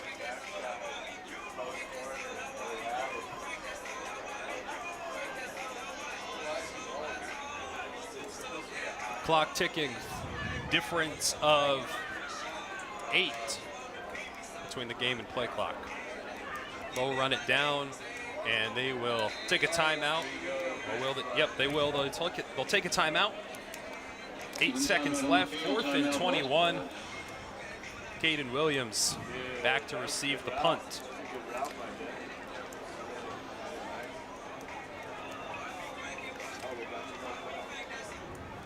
And Tate, the Bears have had some high-scoring games this season. They started beating Brophy 42-6. Brophy was one of the top teams last year, so to win by that much is already impressive. It was a little close with Orange Lutheran. They won by 6, 30-24, but then it's been big blowouts since then. 42-14 against Williamsfield, 31-13 against Mountain View. Last Friday, 35-13 against Queen Creek. Right now, it's 39-0. These big blowout games, does that make Basha too complacent? Are they still prepared for some of those tougher matchups? Hamilton, the next big game up for the Bears, they also are experiencing a lot of these blowout wins. What are your thoughts on that? Well, I think that's something we saw last year, as they kind of seemed a little unprepared when they went to that Liberty game in the championship. Of course, it's good to blow out teams, not saying it's bad to, but it might not prepare them as well as maybe playing in some of these tighter matchups would for those state championship and the open division playoffs. And they'll fake the punt and just throw it, and incomplete. Now, here's the interesting thing about that play. That was 4th down. There's 3 seconds still left on the clock, and Basha gets the ball around the 10-yard line. Mikey Barth maybe has a chance to get a field goal there. They might go for the touchdown. We'll see what happens. Why would you throw that? A little bit of reckless playing from the Warriors, it seems, as this second quarter has rolled on. And Mikey Barth is coming out. Mikey Barth will take the field goal. The Warriors had to try something. I mean, you're down 39. I mean, I'm not the biggest fan of fake punts, but you got to try something. Mikey Barth for the field goal. Splits it easily. Mikey Barth takes his second field goal of the season, and the Bears go up 42-0 heading into halftime. Jaden Ricken, Tate Fitzpatrick joining us tonight. We have the Basha Bear Network crew. Christian Damiano right off camera getting you your shots. Angus Trangmo over from ASU also helping us out behind the scenes. It takes a village. Tate, for the Warriors, you're down by 42. Going into halftime, what do you talk about, and what do you think your strategy would be going into the third quarter? Well, you just said you're down by 42. Not really sure if you could come back from a 42-point deficit. So maybe something I try to do is give Elliott Reed back some of his confidence. Try and get him to pass the ball a little bit more. We already know Barkus can run the ball. We already know he can. But Reed, coming into this game, he had a 53.6 completion percentage, which is not the greatest. He's completing around 50% of his passes. Might have even gone under that mark with this game. So it really isn't the greatest for him. So I think that for the Warriors, they need to come out and they need to pass this ball a little bit more just to regain some of his confidence in his receivers, in his quarterback, in his offensive line, because the Bears seem like they're going to start letting up a little bit. Tate Fitzpatrick with his amazing analysis. As always, stay tuned. We will be back after 100 yards with Fitz and some other halftime messages.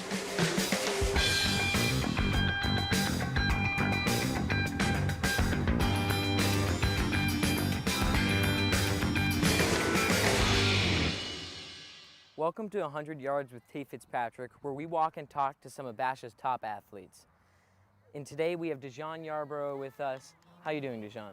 Doing good. Obviously, you're coming from Minnesota, and the weather's a little different there. So how have you been adjusting to this Arizona heat? Been adjusting pretty well. kind of hard to go from 70s and 80s to like 100, 115, 120. So I've been getting used to it. And the weather isn't the only thing you've been adjusting to. You've also got a lot of new teammates and coaches. How's that been? It's been good playing with some way better athletes from different parts of the state, and it's fun going against great competition because we have great D-line there. And then you moved to Arizona, of course, but why'd you choose Basha? I think it's one of the top programs there. I did a lot of research before I made the move down here, and this is the school I decided to come to. You've got a lot of offers, including a recent one from ASU. Did that involve any of your decision-making in coming to Arizona? A little bit. I love talking to Coach Dillingham and Coach Taliti from ASU. They're great people, so I definitely want to be a home state recruit. Obviously, there's a lot of noise surrounding this team, and part of that is with your arrival, it might be the best offensive line in the state. What are your thoughts on that? Feel good to be highly recruited and highly ranked. Carrying all that weight around, you gotta make sure you meet those standards, of course. There's a lot of stuff surrounding the team, but what are your personal goals for this season? My personal goals are to make sure I give it my all, try to lead us to a state championship and give our seniors a great last year. And we've seen everybody else's expectations, but how do you think this team will perform this year? I think we'll win state this year. We got great O-linemen, great D-linemen. We have a great running back, amazing QB. I think we take it all the way. And finally, what's one fun fact that you'd want somebody to know about you? Freshman and sophomore year, I played lacrosse. I got defensive MVP at goalie, and I had 2 great years. I was an insane defensive player. Well, Dejan, thank you for joining me. I can't wait to watch you this season. I hope you have a great year.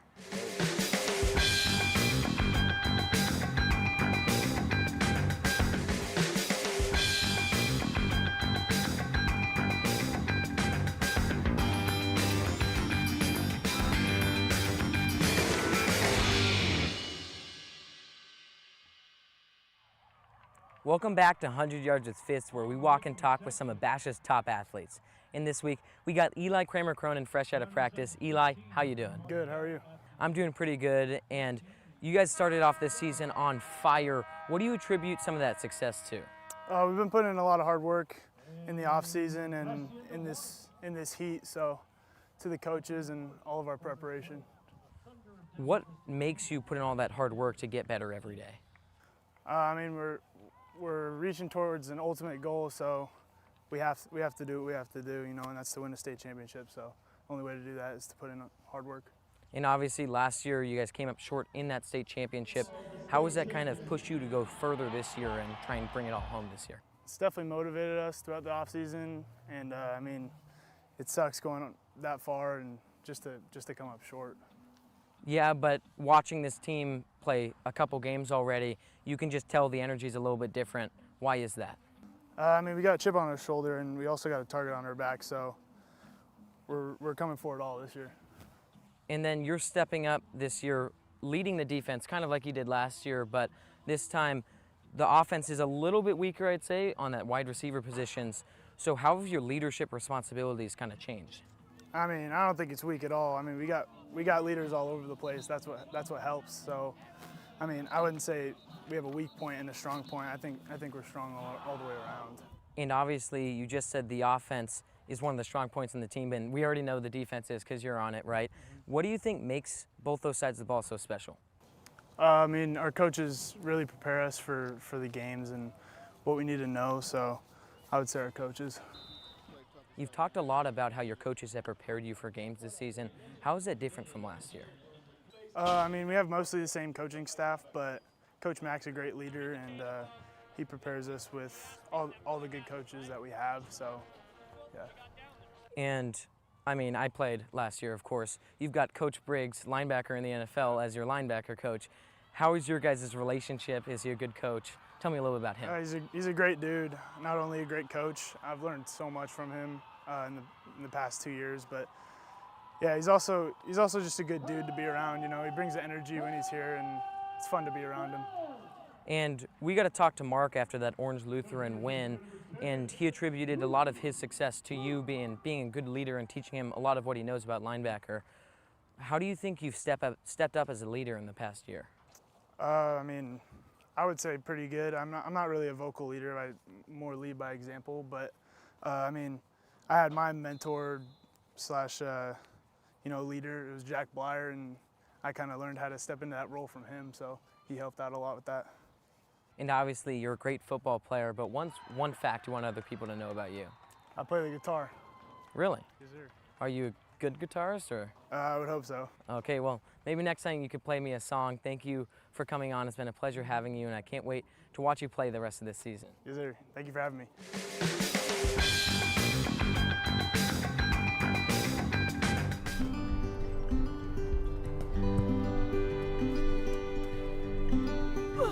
Yo, heads up! Whoa, that was a close one. Nice arm, buddy. Hey, you played football, didn't you? Yeah, I used to play a little. Let me show you guys a few things. Taking a little extra time in our service is what Moxie Pest Control is all about.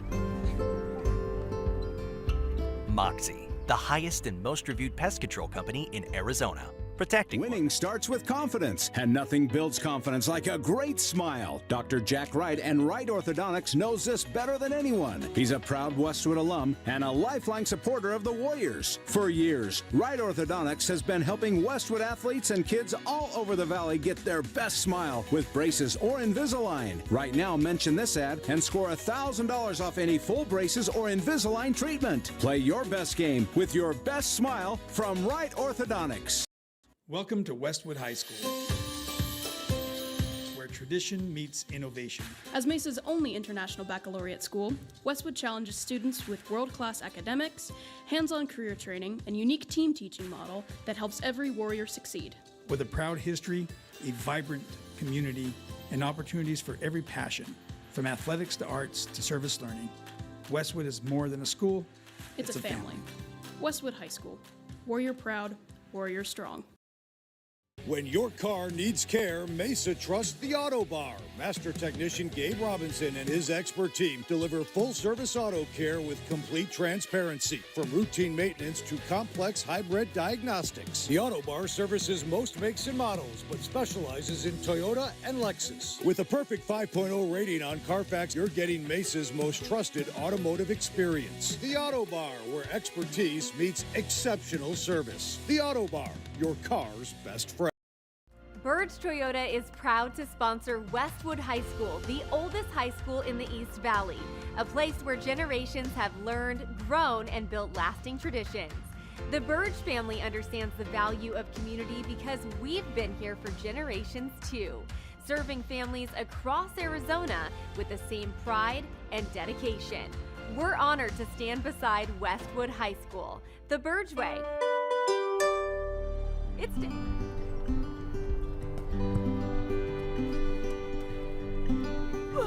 Yo, heads up! Whoa, that was a close one. Nice arm, buddy.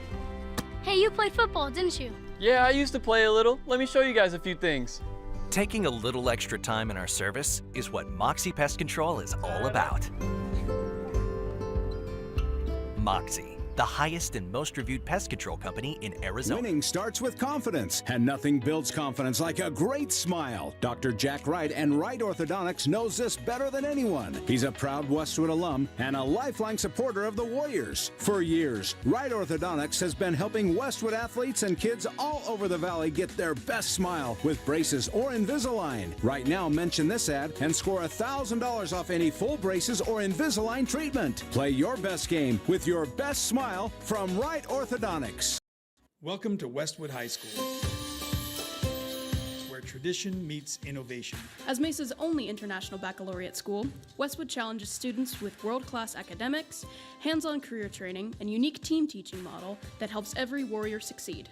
With a proud history, a vibrant community, and opportunities for every passion, from athletics to arts to service learning, Westwood is more than a school, It's a family. Westwood High School. Warrior proud, Warrior strong.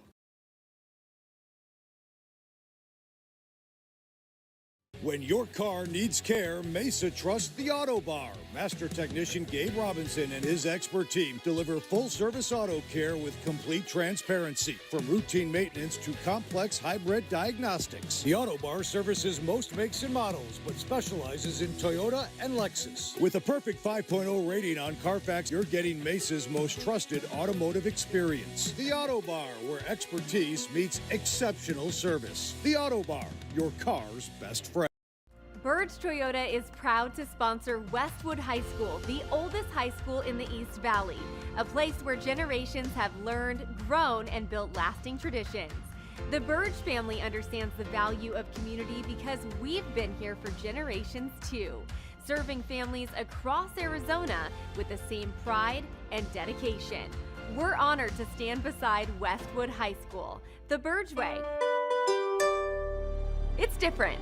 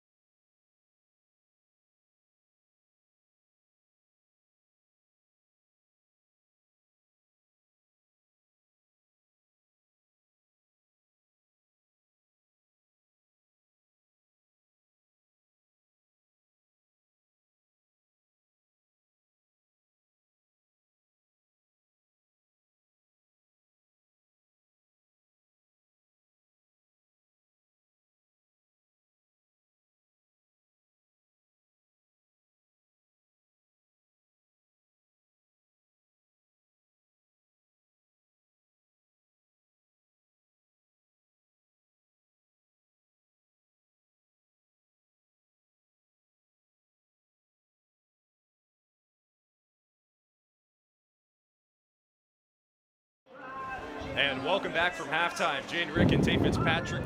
Production assistant Christian Damiano right there. And he's having some mixed feelings. It was a blowout first half, 42-0. Bears lead.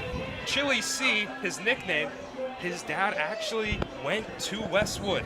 He's an alumni, and Chili C is rubbing it in his dad's face right now. So it's not going to be a fun night when Chili C goes home as we take you back to this game here live at Jerry Lopper Field. It's a running clock, and the Bears will likely try to play some substitutes, get them some more looks, see what happens there. For the And Warriors, obviously, we've seen this game. Basha has some injuries. Didn't mention it in the pregame, but Caleb Garcia got injured during practice. Ball was thrown up, and he accidentally hit a sled and got injured. So that's not great for them. So playing some of their backups so that going into the bye week, they can regroup and recover will be good for them here. we hope you enjoyed 100 yards with Fitz to start halftime. Tate will continue his series on the Basha Bear Network channel. They have a couple live streams upcoming on this second leg of the season. Their next one will be against Salt Point Catholic in 2 weeks on October the 17th. After that, a week later, they'll play the Hamilton Huskies, the second best team in 6A and in all of Arizona. Then they'll play Mesa for their final home game before taking on Perry on the road, the Battle of Val Vista. And for Perry, this season hasn't been terrible, but it hasn't been as great as they might have wanted it to be. So a team to keep an eye on if you're a Warriors fan. They play them in 2 weeks. For Basha, a little over a month. And the Bears will knock it out the end zone. So Westwood will start on offense. And as of now, Westwood's coordinators are not back up in the booth.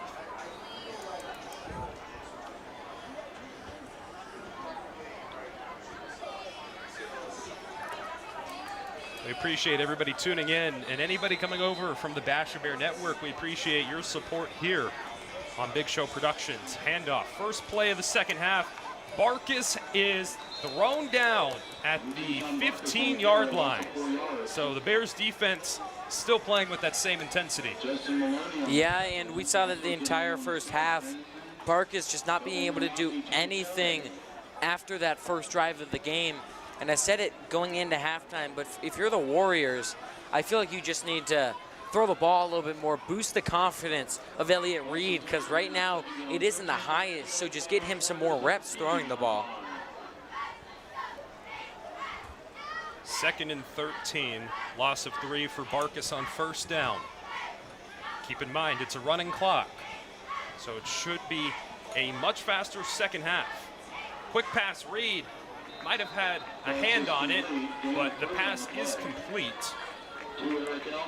And even just passes like that, get quick completions, that will get Reed better as these games go on, because obviously it's pretty difficult to come back from a 42-point deficit. So when you look on to the rest of your schedule, Perry, South Point Catholic, Valley Vista, and Mesa is who they have on their last games of the season. You need to be able to pass the ball in those games, so they need to improve Reed's ability and accuracy to do so. Eric Alvarez with the reception on that play. Officially a pickup of 3. Now 3rd and 10. It's been a lot of 3 and outs for the Warriors. If I'm Coach Large, our message for the second half would to just be finish better than we did in the first half. Pass to the sideline, overthrown, and I don't know if he was even looking. Ben Atwood was the intended target.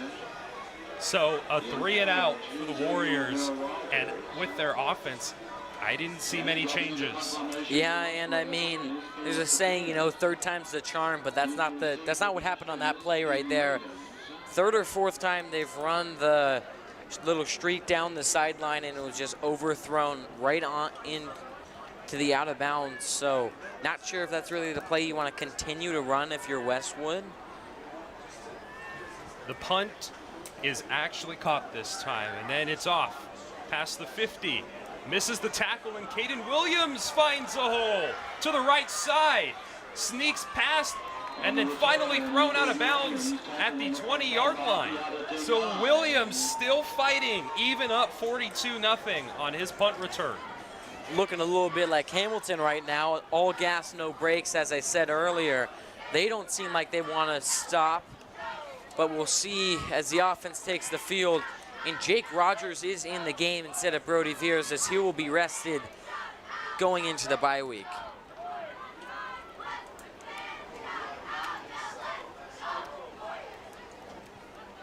Jake Rogers in the QB. And for Basha, it's the second week of their fall break.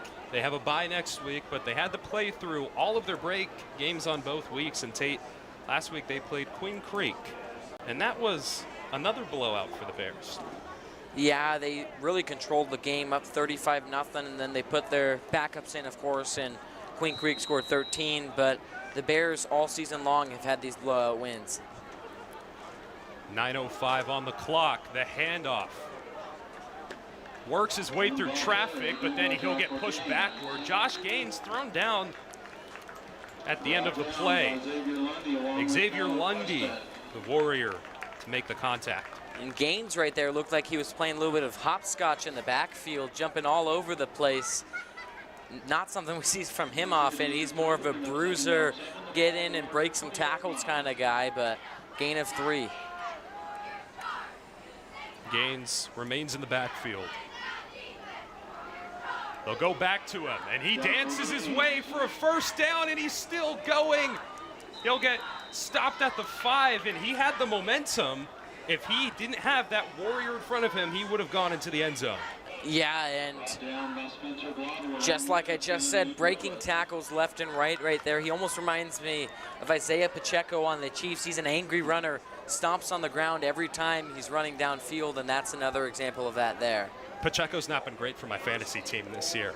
Well, you should have drafted Jonathan Taylor like I did, so it's your fault. I had faith. You know, that wasn't even my worst pick. That award goes to Joe Burrow. Oh, I picked him in a couple of my leagues as well. 1st and 6. And a quick pass caught in the end zone. And that pass is complete to Jaden Burrell for a TD. And Burrell, he's one of those guys who's been a red zone target for the Bears this year. That will be his 3rd touchdown on the season, tying Jaden Baldwin for the most. And he's had a great year so far, stepping up after being a junior last year. And that pass was not thrown by Brody Veers. You can already see Basha making substitutions for some of their secondary players to get some reps. Barth continues to work on his kicking game. He follows in the footsteps of Timothy Tynem. This is his 2nd year without Timothy, or Timmy, whatever you want to call him. We know a thing or two about Timmy's Tate, and his kicking game, you know, when it comes to high school, you're not always going to have the strongest kicker. I mean, it's typically a soccer player, unless they've been training since they were a kid to be a kicker, and it's a soccer player that the coach will just find and say, hey, you can kick the ball, you know, why don't you come out and kick for us? Mikey Barth, though, is a designated kicker. He is there, and like I feel like he's invested into that role, maybe more so than some other kickers you might find in 6A. I think that's a big difference on the special teams part between these two teams. Yeah, and something kind of interesting about Mikey Barth, he was ranked number 2 in the nation as a kicker last year, and then fell off a little bit after a couple of no good kicks last season. But the thing about this Basha team is they don't really kick many field goals. Usually they score a touchdown or they punt, don't really turn the ball over much, but you get the idea. They don't kick many field goals, but he's made both of his field goals, and he only missed 1 extra point against Orange Lutheran, which it was blocked, so not even his fault. So big step up from last year. I think he kind of shaked off some of those nerves, and now he's a lot better, and he's a lot more accurate. So let's go back out. The Bears 1 point away from 5-0. It's 49-0 with 5:30 left in the 3rd quarter. It's a running clock here at Jerry Lopper Field. Thank you for tuning in to Friday Night Lights live here on Big Show Productions. If this game is not your cup of tea, make sure you go and check out the documentary. It's a Hard Knocks style that's being done on the Westwood Warriors. It's available on this channel. Just click on the name down below the video. It'll take you. You can see the first 5 episodes tonight on Arizona Family Sports. Episode 6 will be releasing right after Perry High School's episode There will be reruns throughout the weekend, and then on Monday, the episode will finally be posted on this channel. It's an amazing look at the Warriors, and I love when they do it in high school because there's such a difference in teams and such a difference in culture. It's really interesting to see like how high school coaches will take their programs in different directions. Coach Large has been one of the most inspiring coaches I've seen. He's just very level-headed. 4:30 in the third, Reed hands it off and dancing around, but he won't go anywhere. It's Barkus who gets 2 in the end. And Westwood still not getting anything going in that run game. Barkus not looking like his normal self. And maybe that kind of shows you how off the Warriors have been this game because it has not been their best showing.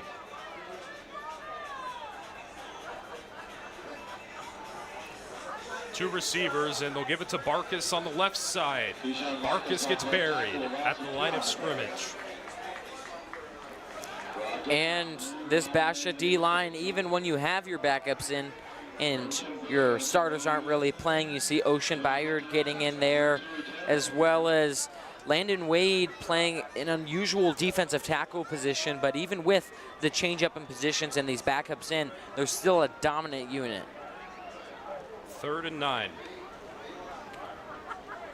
Reed trying to get the jump. He'll go under center and then he'll back up. Basha's defensive line is well disciplined.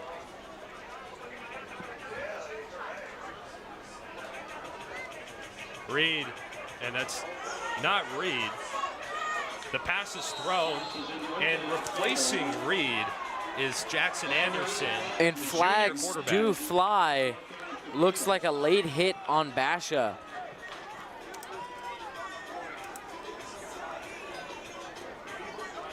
So Elliott Reed not in the game. Last year he was an all-region player, trying to add to his accolades this year, but the pass has not worked for him. Instead, what he's done has been able to rush the ball. He's rushed over 500 yards this season, and he already has 8 rushing touchdowns. In comparison, he only has 4 passing TDs. So a run-heavy quarterback. Jackson Anderson will get a chance to get a few looks tonight. 2:45 on the clock. Warriors get a first down following the penalty.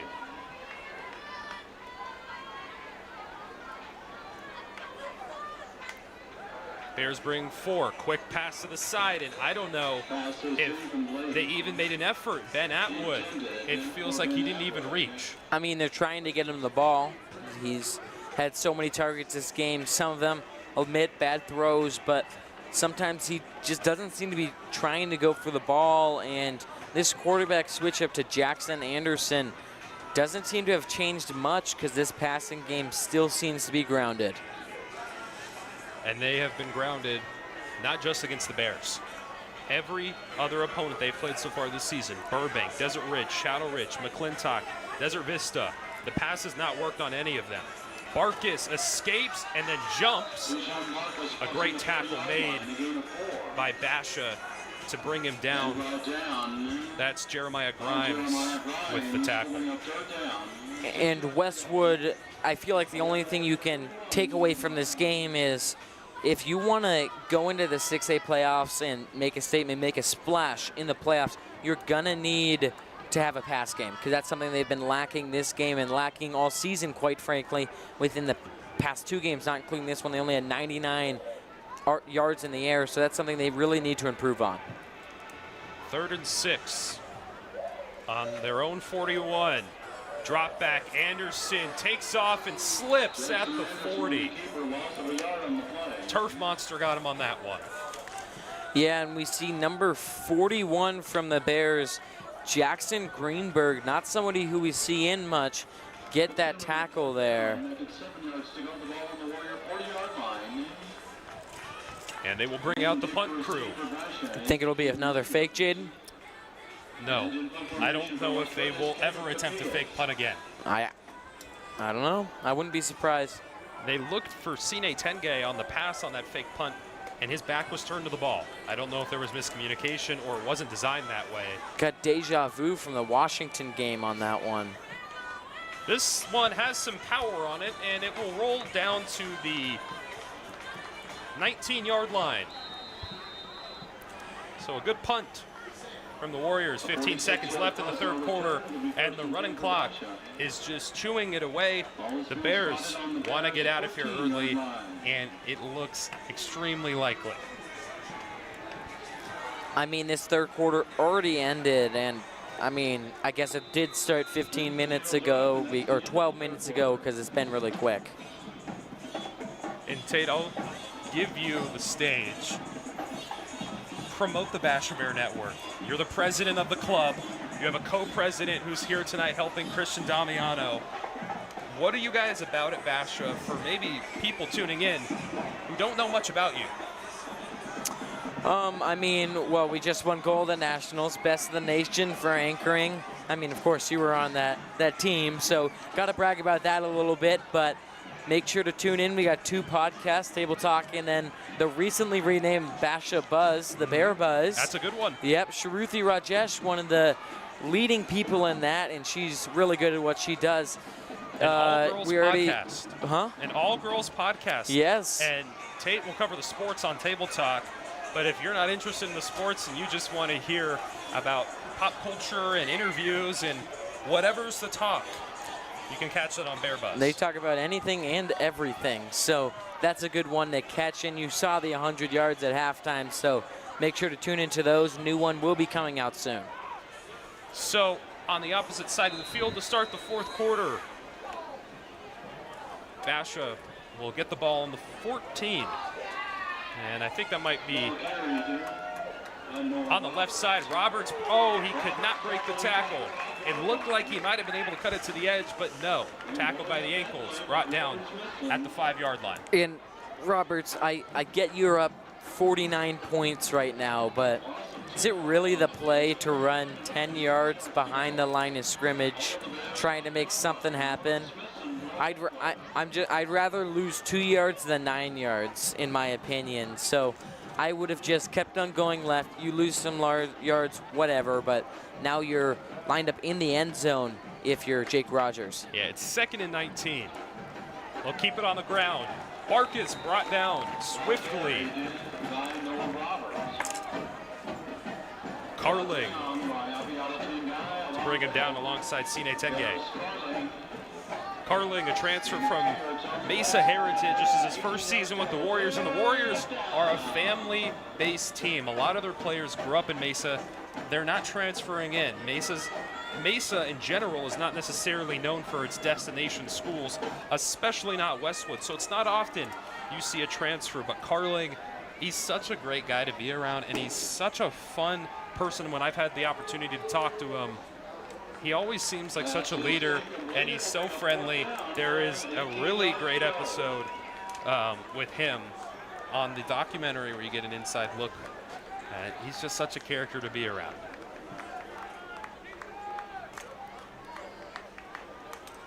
Fourth and 19 following the incompletion, as Tate Fitzpatrick gets fan mail in his Instagram DMs. Actually, it was for you, Jaden. It said, "Tell Jaden I say hello." It was not for me. Under 10 minutes. If you're still watching, thank you. Back of the end zone punt. That one bounces, and it'll go past the 50. And he almost didn't hold on to it there. Tied to a telly. The one to down it. So Tate, looking ahead for the Bears, does this game change your perspective on them at all, or is this the status quo? It changes my perspective a little bit because it shows me that they're a stronger passing team than we once thought. We've seen them get open downfield multiple times today, and we've seen Brody Veer sling that ball everywhere on the field. So that's something we haven't really seen from him. Of course, he's had a good year. He has around 900 pass yards before this game, but everyone always talks about that tandem, Knuckles and Sonic, as they call him, Josh Gaines and Noah Roberts in the backfield. And Veers kind of gets overlooked, and he's had a great game today. And Josiah Gomez nearly picked that one off. And how many high school games have you seen with not one safety, but two safeties? I feel like it's a pretty rare occurrence in high school. I've seen 0. Yeah. Oh, they'll keep it on the ground. He stumbled, but he was able to keep going. Is the ball out? We see a pile. Is that another quarterback in for the Warriors? Take a look at their backfield. Eric Alvarez is the running back. Alvarez filled in a couple times last week. Here's something you don't see often. Quarterback number 91 lining up in the backfield. Gavin Gleave, if I'm pronouncing that right. He's a sophomore. Number 91. Do you think he might have typed that in wrong? It's a 19, actually. Gleave on the rollout. He just holds on to it, and he'll take off, throws the shoulder, and gets the first down. So don't count him out, because he's going to put in some effort down 49. I mean, that could start the comeback right there, Jaden. It just takes one domino to fall to get those 49 points back, and who am I kidding? It's 7 minutes left on 49, but some good showings from Gleave. 1st and 10, Gleave gets it all the way over to the 41. Drop back, time to throw. Launches it deep and way overthrown. It looked like he was throwing a go route, but the receiver looked like he was on a post. Some miscommunication there, definitely, and the Bears almost able to capitalize off of that. Unfortunately for them, they were not able to get the turnover. That's number 38.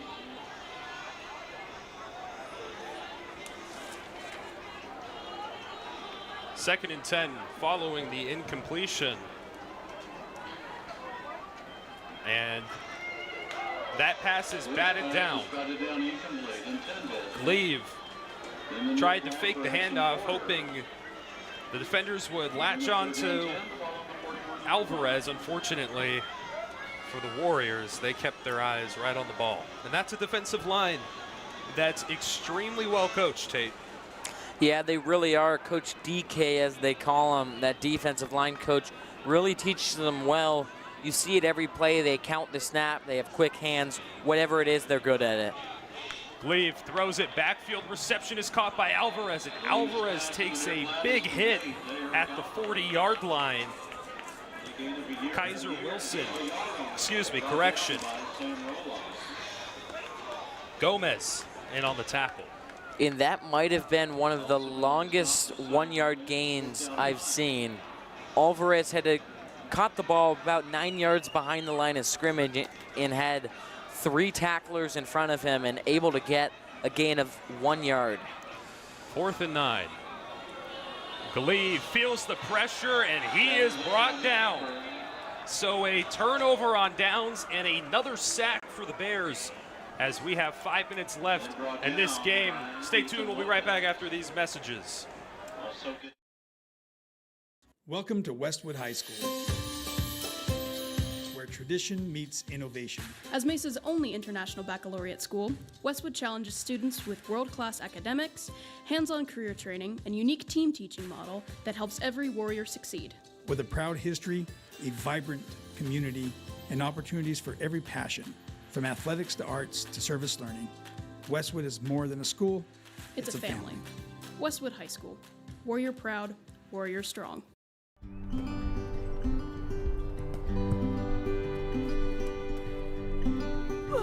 Yo, heads up! Whoa, that was a close one. Nice arm, buddy. Hey, you played football, didn't you? Yeah, I used to play a little. Let me show you guys a few things. Taking a little extra time in our service is what Moxie Pest Control is all about.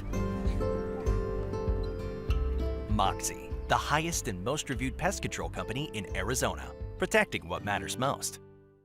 Winning starts with confidence, and nothing builds confidence like a great smile. Dr. Jack Wright and Wright Orthodontics knows this better than anyone. He's a proud Westwood alum and a lifelong supporter of the Warriors. For years, Wright Orthodontics has been helping Westwood athletes and kids all over the valley get their best smile.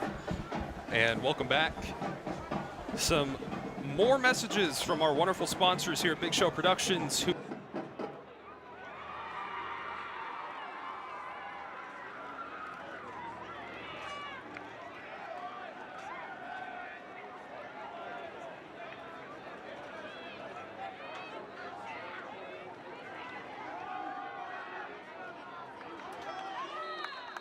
Ball carried by Royal Dunlap. And tackle on the play by Latravian Price. No gain on the play. They'll bring up second down 10. Ball on the Westwood Warrior 32-yard line.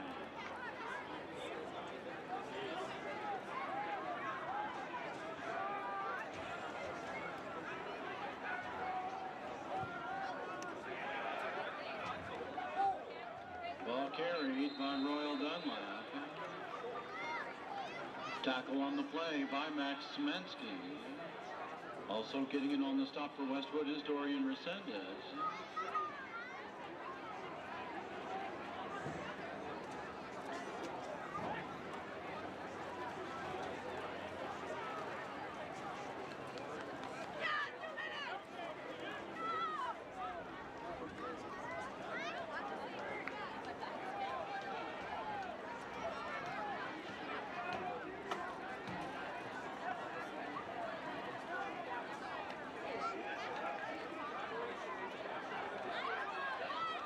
On the keeper, Jake Rogers. Brought down by Latravian Brooks. Also on the stop, Dorian Resendez.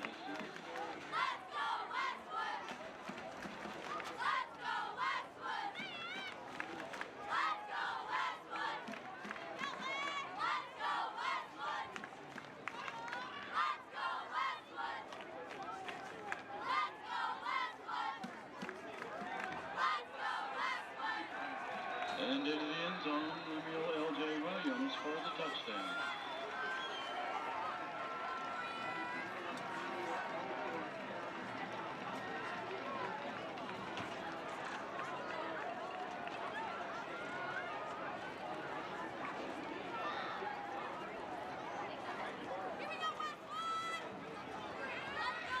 And to attempt the point after is Mikey Barth holding Jake Rogers.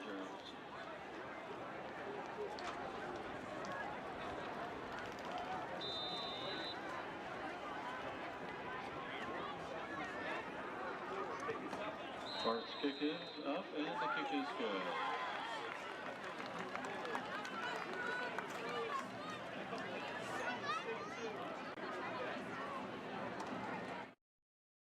Welcome to Westwood High School,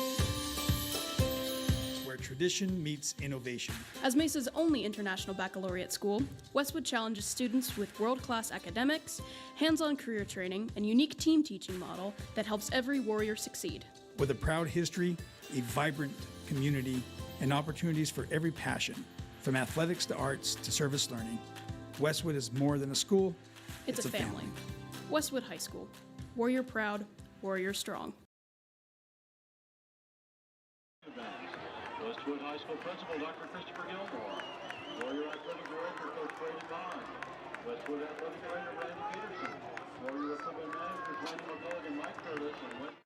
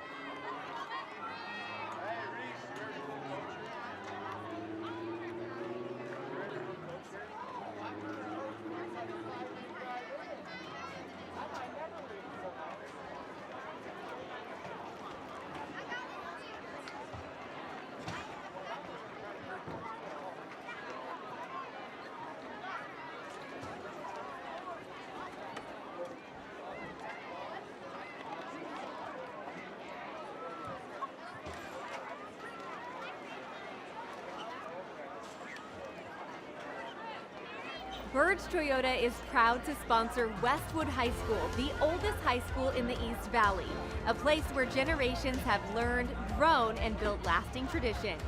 The Birds family understands the value of community because we've been here for generations too, serving families across Arizona with the same pride and dedication.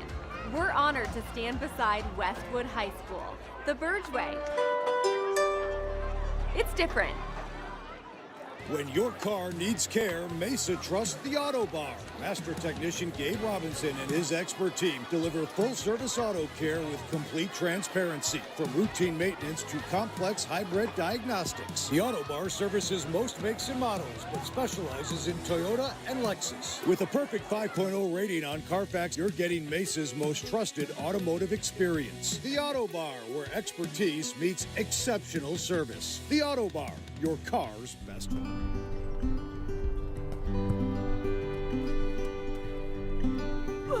Yo, heads up! Whoa, that was a close one. Nice arm, buddy. Hey, you played football, didn't you? Yeah, I used to play a little. Let me show you guys a few things. Taking a little extra time in our service is what Moxie Pest Control is all about. Moxie, the highest and most reviewed pest control company in Arizona, protecting what matters most. Winning starts with confidence, and nothing builds confidence like a great smile. Dr. Jack Wright and Wright Orthodontics knows this better than anyone. He's a proud Westwood alum and a lifelong supporter of the Warriors. For years, Wright Orthodontics has been helping Westwood athletes and kids all over the valley get their best smile with braces or Invisalign. Right now, mention this ad and score $1,000 off any full braces or Invisalign treatment. Play your best game with your best smile from Wright Orthodontics. Welcome to Westwood High School, where tradition meets innovation. As Mesa's only international baccalaureate school, Westwood challenges students with world-class academics, hands-on career training, and unique team teaching model that helps every Warrior succeed. With a proud history, a vibrant community, and opportunities for every passion, from athletics to arts to service learning, Westwood is more than a school, It's a family. Westwood High School. Warrior proud, Warrior strong.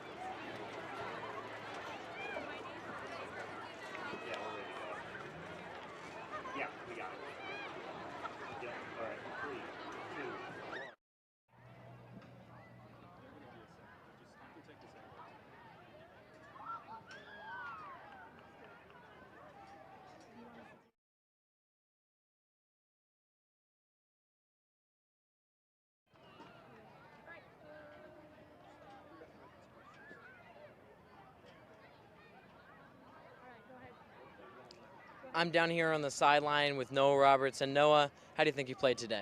I feel like I played good tonight. You know, I got back on track. The last few games have been rough, so I feel like I got back on track this game. And, you know, just popping out how it was last year. And, I mean, you had 2 touchdowns on the day. You had a 50-yarder that you took to the house, so you played really well today. And all year long you've been sharing the backfield with Josh Gaines. How do you think that's developed you as a player? You know, just been more patient, as in, like, when I get the ball, I got to make something happen with it. Like, when I get the ball, I got to get positive yards or maybe a touchdown like how I did today. So you just got to make it work with whatever you get. And looking on, 2 weeks from now you play South Point Catholic. Next week you got a bye week. What is your guys' mentality going into the bye? Get healthy. Overall, get healthy. We don't got practice till Wednesday, so watch film on Tuesday. Get healthy for the South Point game. Hit it hard Wednesday, Thursday, and then Monday we just back at it game week. And what game are you looking out for the most as the season progresses? Hamilton. Why is that? I know they're a good team. They're one of the best teams in the state right now, besides us. So it's gonna be a good game. It's gonna be fun. Okay, well, thank you for joining me. Yeah, appreciate it. It's over. I'm on line.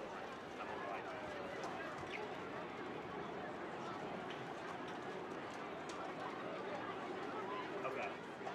Down there? Okay, so it's going to be through 3, the whole thing, right? Okay. Yeah. I got you. Just give me like a finger whirl when you're ready to go and I'll switch it.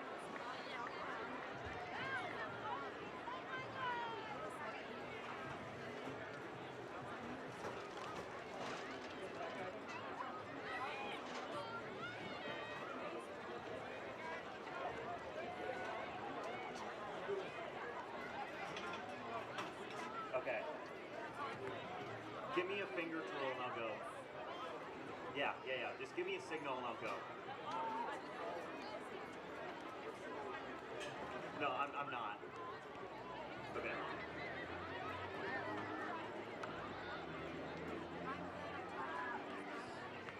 Yeah, I'm ready to go. Okay. 5, 4, 3, 2, 1. And welcome back down to the sideline. Tay Fitzpatrick doing the post-game interview as he shows off some of his reporting skills he's learned over at the Basha Bear Network under his teacher, Glenda Skolitsky. Right off camera, and Tay, a blowout game for the Bears. Let's wrap it up in style. Looking ahead, great signs for Basha. For Westwood, definitely some things that they need to improve on. Yeah, and the Bears obviously 6-0 after this game. They're feeling good. Going to the bye week, I feel like they just need to lay off a little bit on practice. You know, they've got some heavy injuries on that defense. 2 linebackers and one of their starting safeties are all out. So that bye week's going to be big for them, getting some of their major key players back in.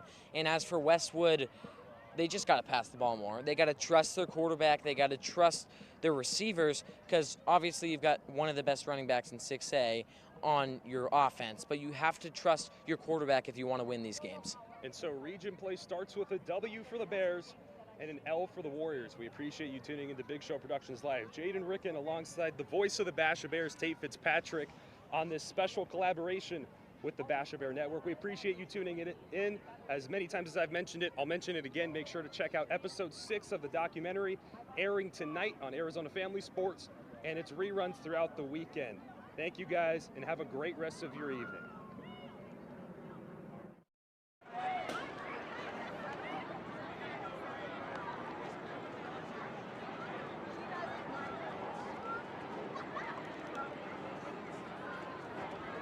Do I just